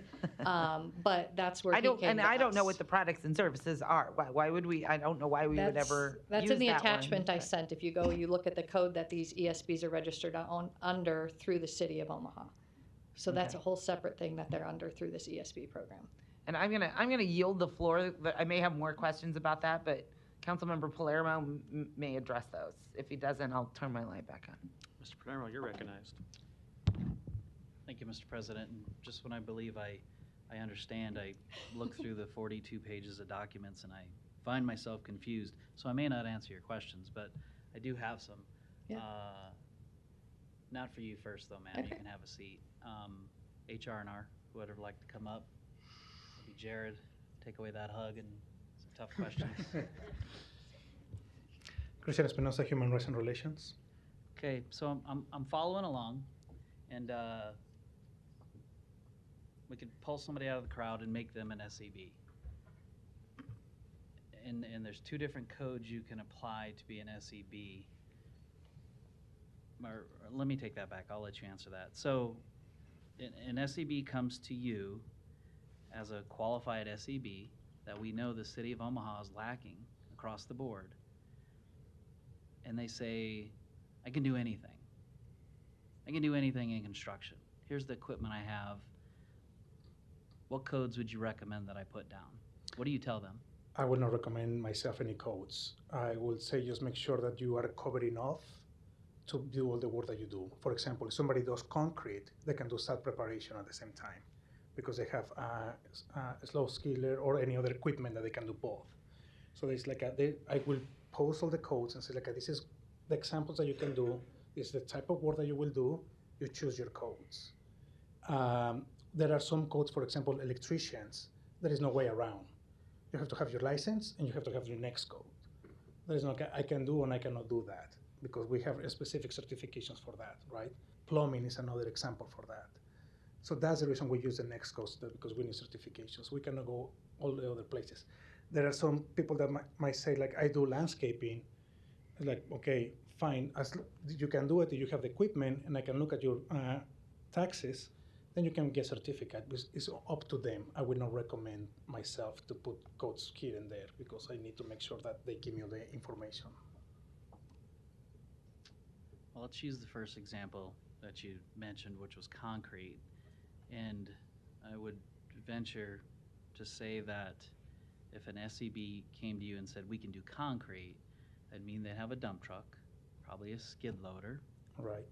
Possibly, hopefully, some employees, which means they can do more than concrete for city bidding. Right. They could probably do most of your landscaping. If I'm quickly looking through here, they could probably do retaining walls. And I say probably because the people that I know can do Right. concrete. Right, they usually go together. It's a little advanced more than some of this. They certainly would qualify for rock, sand and gravel. I mean, I can keep going down this list and tell you how you should be looking at them. And I don't want to tell you how to do your job because you know it better than I. But we both know the problems. Right. If you have an SEB that is a concrete person, then they should have I should be able to go like this with all these papers of different things they're qualified for. And I sit down with them in the computer and I show all the specifications, all the other works that are related to what they are doing, what they are coming with me. But it's up to them to tell me which next code they want to put. I cannot force them to do that. So if somebody does concrete, I can say like you can do a site preparation. Here is the description of that. So I sit down with them and I go through the descriptions with them. I'm not letting them just themselves. I always walk with them to the process. So there's many different codes that they qualify for. Kester is an SEB? Correct, for this particular code. Just for this code, not for another one. That's the only code they're qualified for through Yeah, us use as an 236210. That's the only one that they qualify for. They're Well, they put it together. I mean, they're a demolition company, and you're telling me we only have them for one code? The industrial building construction is the only next code that they put for their SEB registration. That's it. They didn't put another one. I think I found the problem. Well, We they need could- to open up the codes for these they- contractors. If you're doing demolition, that's even a step above what hauling or I mean, all this stuff. I look at all these codes that are included from Erickson, the 42 pages. They could have listed whatever they wanted with me so they can be approved, but they just chose to use one. Okay. And it was the industrial building construction. Let me That's ask you it. this a different way. I'm a contractor. Again, we'll use concrete because you brought that up, and that's an easy one, right? Right. And I want to do work for the city. Mm-hmm. What floor do I go to, and what's the process to flip through this book or chart of codes to be notified, already knowing I'm an SEB, of Right. and why wouldn't I just put them all down? You can put as many as you can, and I will make sure that you qualify for all of them. Well, if you didn't, you just wouldn't bid it. If you're a concrete person and If you're a concrete person, you can use 237311. That is the most common one for the next code. That's what almost all the concrete people use it. no, if I'm a concrete person and I look at 126, which is But that's a purchasing construction- department, and we don't use the purchasing department based on the ordinance. No, I know. No. Follow me where I'm going here. Okay. And I'm a concrete person and I see 126 construction management services, I'm gonna pick it. And if, what happens is you send cards out when the bids come about. And if you can't bid what's on the card, then you don't bid it. Right. So that's how the city does it for contractors. Why would the SEB program be any different with the different set of codes they have? We use the federal requirements based on the SBA, and that's what is put in the ordinance. What the purchasing department does for advertising is their own codes. Now, what I do with the small business program, when they are putting their purchasing codes, I say just make sure that your next codes match what you're putting in your purchasing codes. Because you're gonna get a postcard, and you have to make sure that you can perform what you're putting there to be advertised. Yeah, because I would say what Heather Tippy Pierce showed us earlier when she blocked off what this company qualified for, even though you may have them in the select code of demolition, unless you do that work, no normal person up here is going to, and I don't know if law could back it up by saying you don't qualify for this. Well, how could you not? Well, it's not specific enough to say you don't qualify. Well, we don't qualify them based on the scope of work. We qualify them based on their gross income. Every single next code have a gross income next to it, and it depends on the gross income they can qualify with one next code or the other. Okay. Thanks, Ryan. Perfect, because you're next. Ryan Weeson, Assistant City Attorney. I'll only add, I think there's maybe some confusion over some terms here. There's a difference between qualified and a difference between certified. A company may be qualified to perform work under several different NEX codes, but if their application to become a certified SEB or small or emerging small business participant doesn't list all of the NEX codes that they're qualified under, they won't be certified under all of those NEX codes. We can't go out and require somebody to submit an application to become certified under our SEB program. We're limited to certifying those NEX codes that are listed in the application. And so if an entity submitted their application to the Human Rights and Relations Department to be certified under a specific NEX code, but didn't also list a code that they would otherwise be qualified for, the Human Rights and Relations Department isn't going to certify them under additional codes because they didn't apply for that certification. If you look at our ordinances, and I'll try and take out the page here. Could you clarify a little more when you say certified and qualified? What would be the difference on this SEB in particular on the differences? That might be getting a little technical for what I'm able to answer. Well, I'm trying to save the city $100,000 here, so get technical. If we look at section 10-200.1, it defines definitions for a small and emerging small business program. You can see under I, North American Industry Classification System, or NEX, is a standard established by the United States Office of Management and Budget, used by federal statistical agencies in classifying business establishments for the purpose of collecting, analyzing, and publishing statistical data related to the U.S. business economy. I am not going to pretend to be an expert under those federal regulations and NEX codes. I have not had an opportunity to review those in depth. But that's how the City Council has chosen to define small and emerging small businesses. The City Council has not chosen to define small and emerging small businesses under this City of Omaha product specification code. I'm not familiar with that either. But as what's set out in our code definitions, that is the classification that is used for small and emerging small businesses. If you go to section 10-200.2, subsection A, it talks about how you become certified as a small and emerging small businesses. And it says businesses desiring to be certified as a small or an emerging small business must complete the requisite forms as provided by the Human Rights and Relations Department. So it's my understanding as how this process works is that a company will submit an application form to become certified under a NEX code or multiple NEX codes. It's up to that business, but they have to submit that application and have those forms certified by the Human Rights and Relations Department. Then, with respect to the specific bidding requirements, and we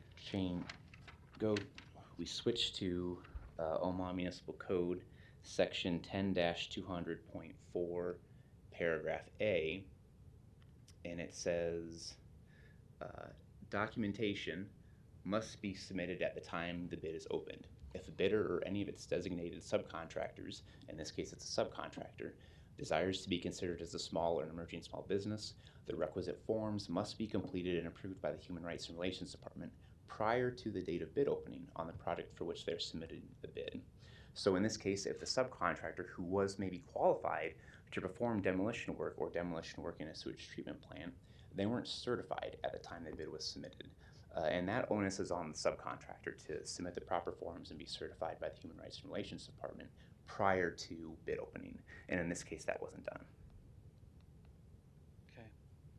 So, the bid was rejected because of an error. Would they not be able to fix it within 7 days? Ryan Weeson, Assistant City Attorney, no, this is not a bid security issue in which there are correctable errors.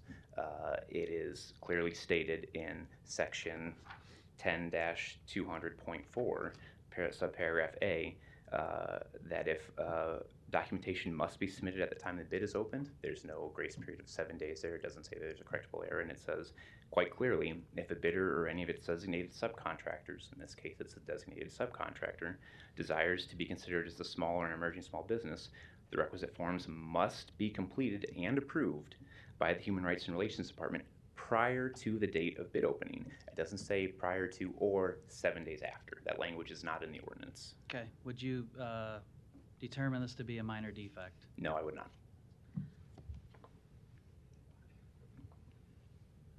Okay. Well, colleagues, I would determine this to be a minor defect. Thank you, Mr. Weesing. Ma'am, if you want to come back up. I know you had something to say. I don't have a question for you. Obviously, we're getting to the end. Yes, yeah, I'll keep it short. If you got some pull the rabbit out of the hat thing, this is the time Yeah, to do it. I would just say, I mean, I know you referenced a lot of things in the municipal code, made my head spin. When a contractor bids a job, we take the form in front of us. We read the form. This form does not say, do you follow NAICS or do you follow the other thing? Under the Is that the NAICS. only form that you had to fill out from your SEB Yes. qualified contractor? Yes. Can you put that on the overhead? I want to see what categories also in it what gives I- us. What I sent out also. So, Under the NAICS, he's under industrial construction contractor. That would be, demolition would be considered under that. So if we would have looked at the NAICS and saw industrial construction, we would have said that's fine. Part of construction is you do demolition to go then build something. If you go under the other one, under the City of Omaha Public Works, I always forget what it's called, that one, it says City Public Works Contractor. That falls demolition under that. So from my standpoint, if I'm looking at him as an industrial construction contractor or the other, he meets the qualifications.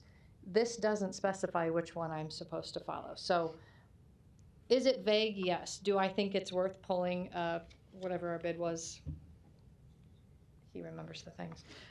Pulling the bid from us for $2.8 million and the city paying $2.9 million for something where there's a lot of vagueness, and we would have had to go reference the City of Omaha municipal codes versus follow the form that was in front of us. No, I don't think that's accurate. We filled out the form with the information that was asked for on it. Under either one of those, from what we look at, he should be qualified. Demolition falls under industrial construction and public works contractor. is this So- the only form your SEB had to fill out? Or you filled out? We for your fill this SEB? out form and state who our SEB is, Is there yes. any other forms that have No. SEB on them No. listed anywhere? No. No. Okay, thank you. Yep, thank you, appreciate it. Ms. Milton? My question is, where's this other list, this purchasing list? This is him. Sorry. It's also listed on the city, sorry, Todd Beatty, Erickson Construction. It's also listed on the city website under the SEB tab. So under in the city website, we have an SEB tab, and forgive me because I'm not a contractor. I'm the lawyer who also going through those ordinances, sometimes going through our ordinances makes my head spin. So you go to Health, Human Rights and Relations. Okay. Oh, thank you. There's a tab for. Oh, that's what that is. Yeah. Okay, I saw that attached to your letter. Sorry, I didn't, it was cut off. Hold on, it's coming up. So it says product and service classifications under city, and then it lists all the businesses. Is that right? It lists all the classifications No, it lists classifications. that each of these are, and this is where Kester Construction is listed as number 59, which is City of Omaha Public Works Contractor. I see. Okay, they're listed Public Works City Contractor on our product and service classifications on our So on the if a gen- website Under of the the SED. Human Rights and Relations website, which our ordinance says they are the ones that have to approve. Yes. So as a general contractor, I mean, this is I where we guess go. I don't think this is a minor defect. I think that we have two different lists, and even in our ordinance, it says it has to be approved by Human Rights and Relations in the ordinance that Ryan just showed me. And then Human Rights and Relations literally has their own list on the website. on their website. What? It's not our list, it's purchasing department list. It says City of Omaha Human Rights and Relations. And it's on the SEB tab that we look at to see if these SEBs meet This the, is where we go to verify their scopes are accurate, and this is what we've always done. for a lot of years. I mean, so I'm not saying, I don't think that you had a minor defect or that what happened could be considered a minor defect. I think the city has produced a list that potentially may be contrary to even our ordinance, but even under our ordinance where it says it has to be approved by the City of Omaha Human Rights and Relations, City of Human Rights and Relations has on their website a list from purchasing that then lists other things. I guess that then has them listed as a public works contractor. I think it is so vague, and we're giving two different directions, because I would say if I pick somebody from this list, they would be approved by the Human Rights and Relations because it's on their tab. So that's what I would assume. So in my opinion, if the city wants specifically to exclude them, then it's going to have to be listed on the form. Otherwise, I think either one goes because that's what we produced. It says Human Rights and Relations, and I'm sorry, the mental legal gymnastics that I have to go through to try and get to the result that the city wants, I'm having a hard time doing. So that's, I think your form better be fixed if this is what you want to do. And we did ask for that because the form doesn't specify which one to use. Okay, Mr. Harding, you're recognized.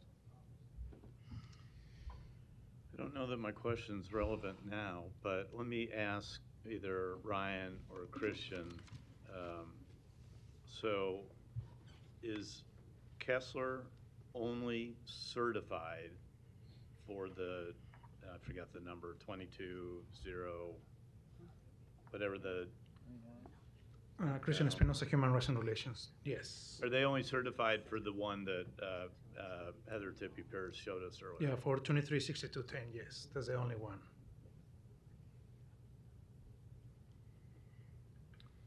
Okay, thank you. Question for Public Works. Bob, I can see. So there's obviously a lot of consternation around this. I'm not exactly sure what motion may happen here or not, but I guess I'd be interested in knowing if the appeal rejection was accepted, or should we accept the appeal? And if that was done, usually what happens is the council would instruct a rebid of the project. Tell me about the project and what's the timeliness of this belt filter press expansion situation? Bob Stubbe, Public Works. So it is a project that is at the Papio plant. It's a project that we've identified as a needed project. We did put it out for bids. I don't believe we've submitted anything to you as far as awarding to the apparent low bidder.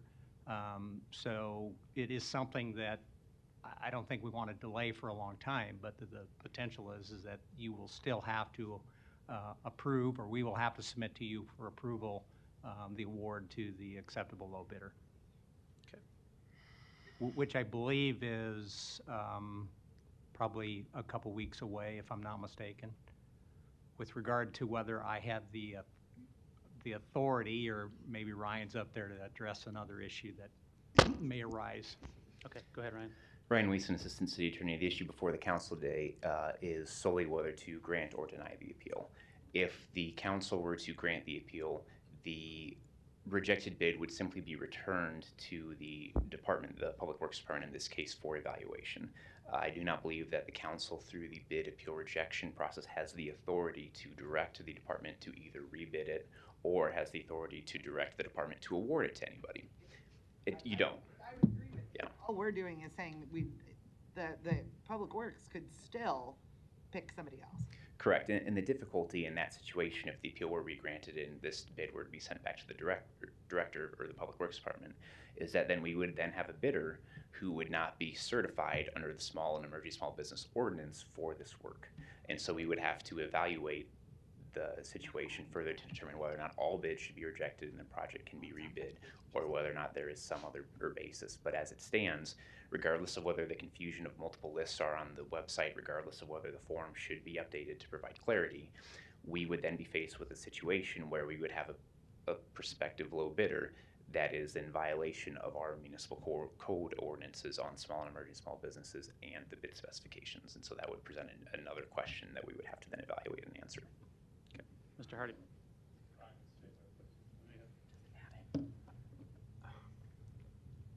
Well, how can, I'm having a hard time getting past the point that if on the City of Omaha's website, on the masthead of City of Omaha Human Rights and Relations, it shows that they are an approved, I don't care if, I mean, that they're an approved SEB.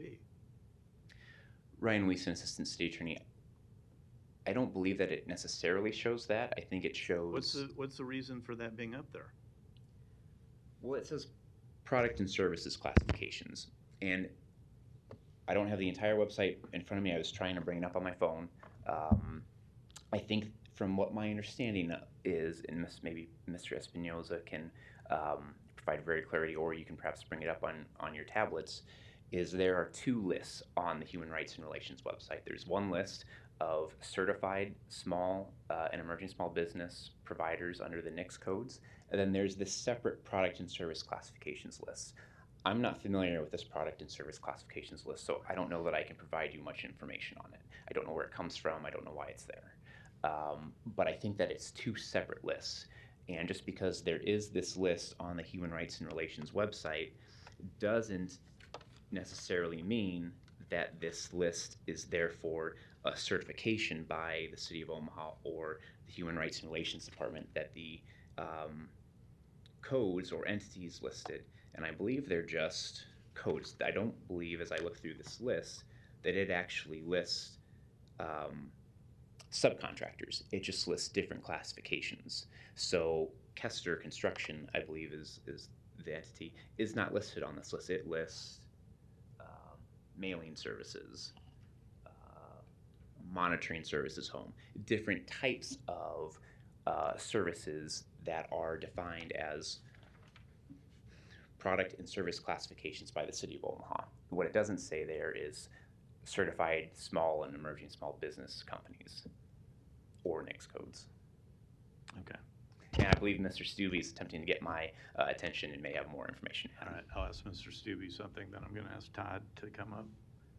Mr. Stubbe? Yeah, so if I could just maybe give my opinion with regard to the two different lists, and it kind of goes to the question that Councilmember Palermo asked with regard to what's qualified versus what's certified. And in my opinion, if there is a project, and I'll use the library as an example of a project, which is demolition project, there are multiple contractors out there that are probably qualified to do demolition work. Pietzmeyer being one, Cox being another one, Anderson Excavating, and maybe Kester being another one that are qualified to do the work. And so if Public Works would say, I have a project to do demolition of a library, I send that to the purchasing department, and the purchasing department goes through there and say, okay, these are the companies, Cox, Pietzmeyer, Anderson Excavating, that are all qualified. They've identified themselves as being qualified to do that type of work. I'm sending out a notification to all those contractors to do the work because they've identified themselves as being 59 or 65, whatever it might be. But they're not all certified to perform work under the SCP program. That requires another level of effort that utilizes HR&R. And so that, to me, is the difference between qualified and that list versus certified and the SCB list, which specifically identifies contractor capable of doing certain work under the NACE codes. Thank you. Todd, it looked like you maybe wanted to weigh in on something. Mr. Stubbe, I don't disagree with what Todd Beatty, Erickson Construction. Mr. Stubbe, after all the research I've done since this has happened, I don't disagree with exactly what you just said. If you go to the city SEB website and you do a search for Kester Construction, it brings up a sheet that prints off on 11 by 17 sideways. And both of these codes and all of the qualifications that Kester has to do both NAICS and this list are both on that spreadsheet. I don't disagree with you saying if they want to do demo work, they need to have the right NAICS code. I disagree with the form. I disagree with the information we were provided at bid time. Because we went to the SEB form, we brought up Kester. We go across to 2 different columns. One says industrial construction, the other says public works. We didn't dig into the NAICS code for industrial construction to see that it excluded public or wastewater. Have we learned a lesson in this? Yes. But do we think we should still be awarded this bid? Yes.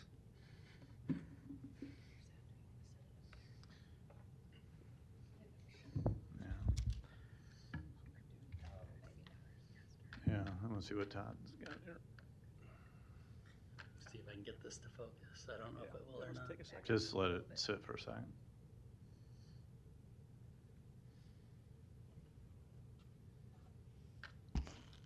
This is Jenny Erickson again. If you Google SCB Omaha, it takes you straight to the Omaha site, the SCB, and then you click on download the PDF, and this is what you get. And so right there, you were just on Kester, is where it shows code 59, all of those for the city classification. If you could, point to where that is, please, Jenny. Right there is Kester Construction. You see it's got 236210 for the NAICS right there, and then next to that, it's got all those other City of Omaha codes. Code 59 is construction public works contractor. And remind me, the 236210 is the one that specifically excludes the sewer work. Yes, but then the one on the other side of it includes demolition and everything else that's involved in this bid. But do any of those 173, 538, 59, 56, 16, 0, and 586, do any of those say to the contrary that it excludes work in sewer? No. But it doesn't say that it, if you will, preempts 236210 for that specific? No. And we went off of 59, which is public works contractor on that one. And those are the codes. So those codes right there are in that list that we had the printout of that's on the SEB website. Okay, so let me play the other side then. So even if it says that it's I'm sorry, say exactly how you understand 59 again. 59 is on the, when we go to the SEB site and look at the codes, that is public works contractor. Okay. Could you not be a public works contractor, but also still have, you can't do sewer work? I don't know that answer. I mean, well, I mean, I've never seen something exclude sewer work, so that one. Well, except that except for that code does. Yeah. So yeah, I guess, but I guess the part of my 59 does point not.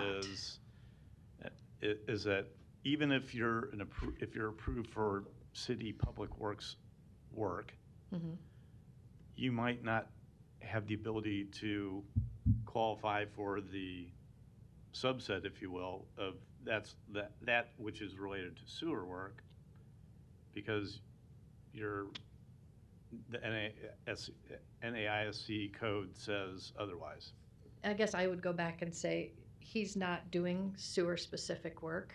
He's tearing out the floor of an industrial building and doing the demolition on a concrete floor. So he's not doing specific sewer work. I mean, if we got real technical to the work being performed, he's doing demolition in an industrial building. Saw cutting concrete and breaking out concrete and hauling it off. He's not performing So, sewer-specific work. Yeah, I'm sorry, bring 2026, what is it here? You got it? Oh, sorry, you have to see my children, apparently. So so Heather Tippy Pierce, could you please, again, bring up that example, the exhibit that showed the definition for 236210? Is she gone? Oh. Does anyone have that? I don't have it in my Not in our documents here. packet. Because to your point that you just brought up, that I want to know what that language is, because it's not the way you kind of explained it. I think you could make a case that it's not sewer work. Correct, he's not doing any of this There's no- sewer-specific work. There isn't But any There's no sewer work on specific this work, it's job. equipment and Brinker. concrete. Yeah. Bob Stubbe, Public Works. So I think it's not necessarily sewer work. I think it reverted back to the fact that it's working at a wastewater facility, I think is where the. Well, that's why I'd like to be Yeah, clear on but what the language says. This project itself is just concrete and equipment replacement. There's no Okay, sewer work But on it. again, so Jenny, I wanted to know what that language Mhm. says. We don't. Because I think it I think it's right. could be I think it important. excluded work. Sewer work. Yeah, I don't remember the language. It might be important. Okay, well, We would have walked away if we thought we made a mistake. no, I get it. Sorry to keep you here All late right, for this that's one. it for now. I might buzz back in. Mr. Palermo. So I had a question for Ryan. Not really, but you came here. You got Ryan something, Weaston, so let's Assistant see. City Attorney. Yeah.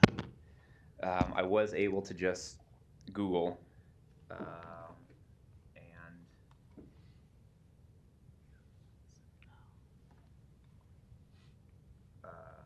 under next.com, you can see that down there, I put in code 236210, industrial building construction. I believe the language under the illustrative examples that the council was looking for was waste disposal plant except sewage treatment construction. So if I understand the information from Public Works, is that this project was going to occur in a sewage treatment plant. Under this next code, the construction at sewage treatment was excluded from this approved list of illustrative examples, and that's why they don't qualify under this next code. It's not sewer work, it's work at a sewage treatment plant.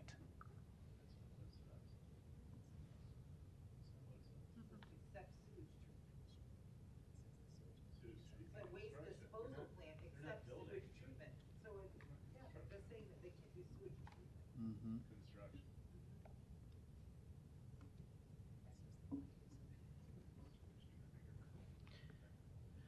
So, Mr. Weasing, thank you for that. No, that's exactly what I wanted to see, and I knew we had it. So, along the lines of a question previously, which, again, I know I'm confused, but I'm putting it together.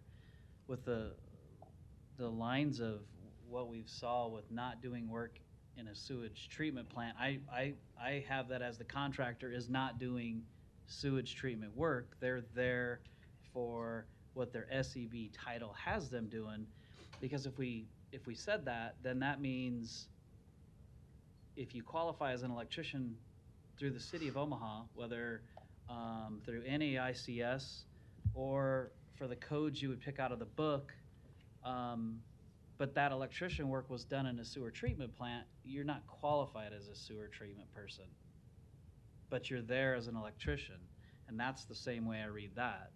So to me, we probably need to go back to the drawing board on this. And I hate to always use this as an example for the Erickson construction there, but sometimes you got to have 7 lawyers with you to get things done, and you don't have them. So it makes things difficult. Thank you, Mr. President. Mr. Hardy. Brian, while you have that, But what they are certified for, please. What Kessler is certified for. I don't remember what that number is, but I know Christian just gave it to you. Ryan Weeson, Assistant City Attorney, I believe it is that number that they were certified under, that Okay. 236210. Okay, show that one more time, please. And maybe, Ryan, I'm not sure if you're the one to answer this question, but actually, I'll ask Jenny. What specifically is the work that Kessler would have been doing? So Jenny Erickson again. They are going to be inside the plant doing demolition, so concrete removal. Is demolition the same as construction? In my opinion, yes. Anytime you do construction, you either start from scratch or you go in, tear out, and put back new. So yes. I'm not sure that was the answer I wanted. I wanted you to say no. Yeah, I was Well, trying it's to lead the witness, and I construction. didn't do very well. I mean, they're doing construction. My point was plant. going to be that I Yes. think construction and demolition are, I mean, in what they are certified for, I think it's two different. Yeah, I think it's two different things. So I mean, I'm of they're the not mind that doing we sewage probably, construction. No.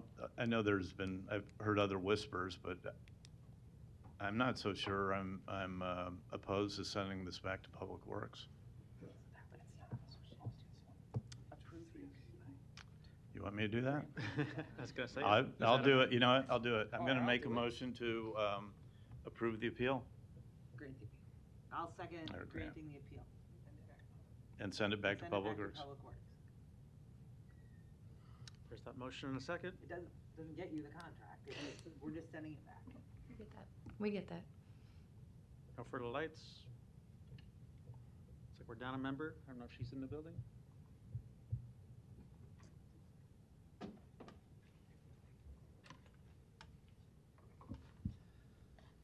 Looks like Johnson's absent. Melton. Palermo. Rowe. Bagley. Harding. Mr. President. Yes. Motion is passed 6-0. Thank you. Non-action items, Council items members. 49 through 74 do not require public hearing or city council consideration at this meeting, but will be placed on a future agenda for public hearing and or vote. The reason for non-action is noted after the item on the agenda, as well as the date the item is expected to appear on agenda for consideration. Second, roll call. Johnson is absent. Melton. Palermo. Rowe. Bagley. Harding. Mr. President. Yes. Motion passed 6-0. Meeting is adjourned at 5:52.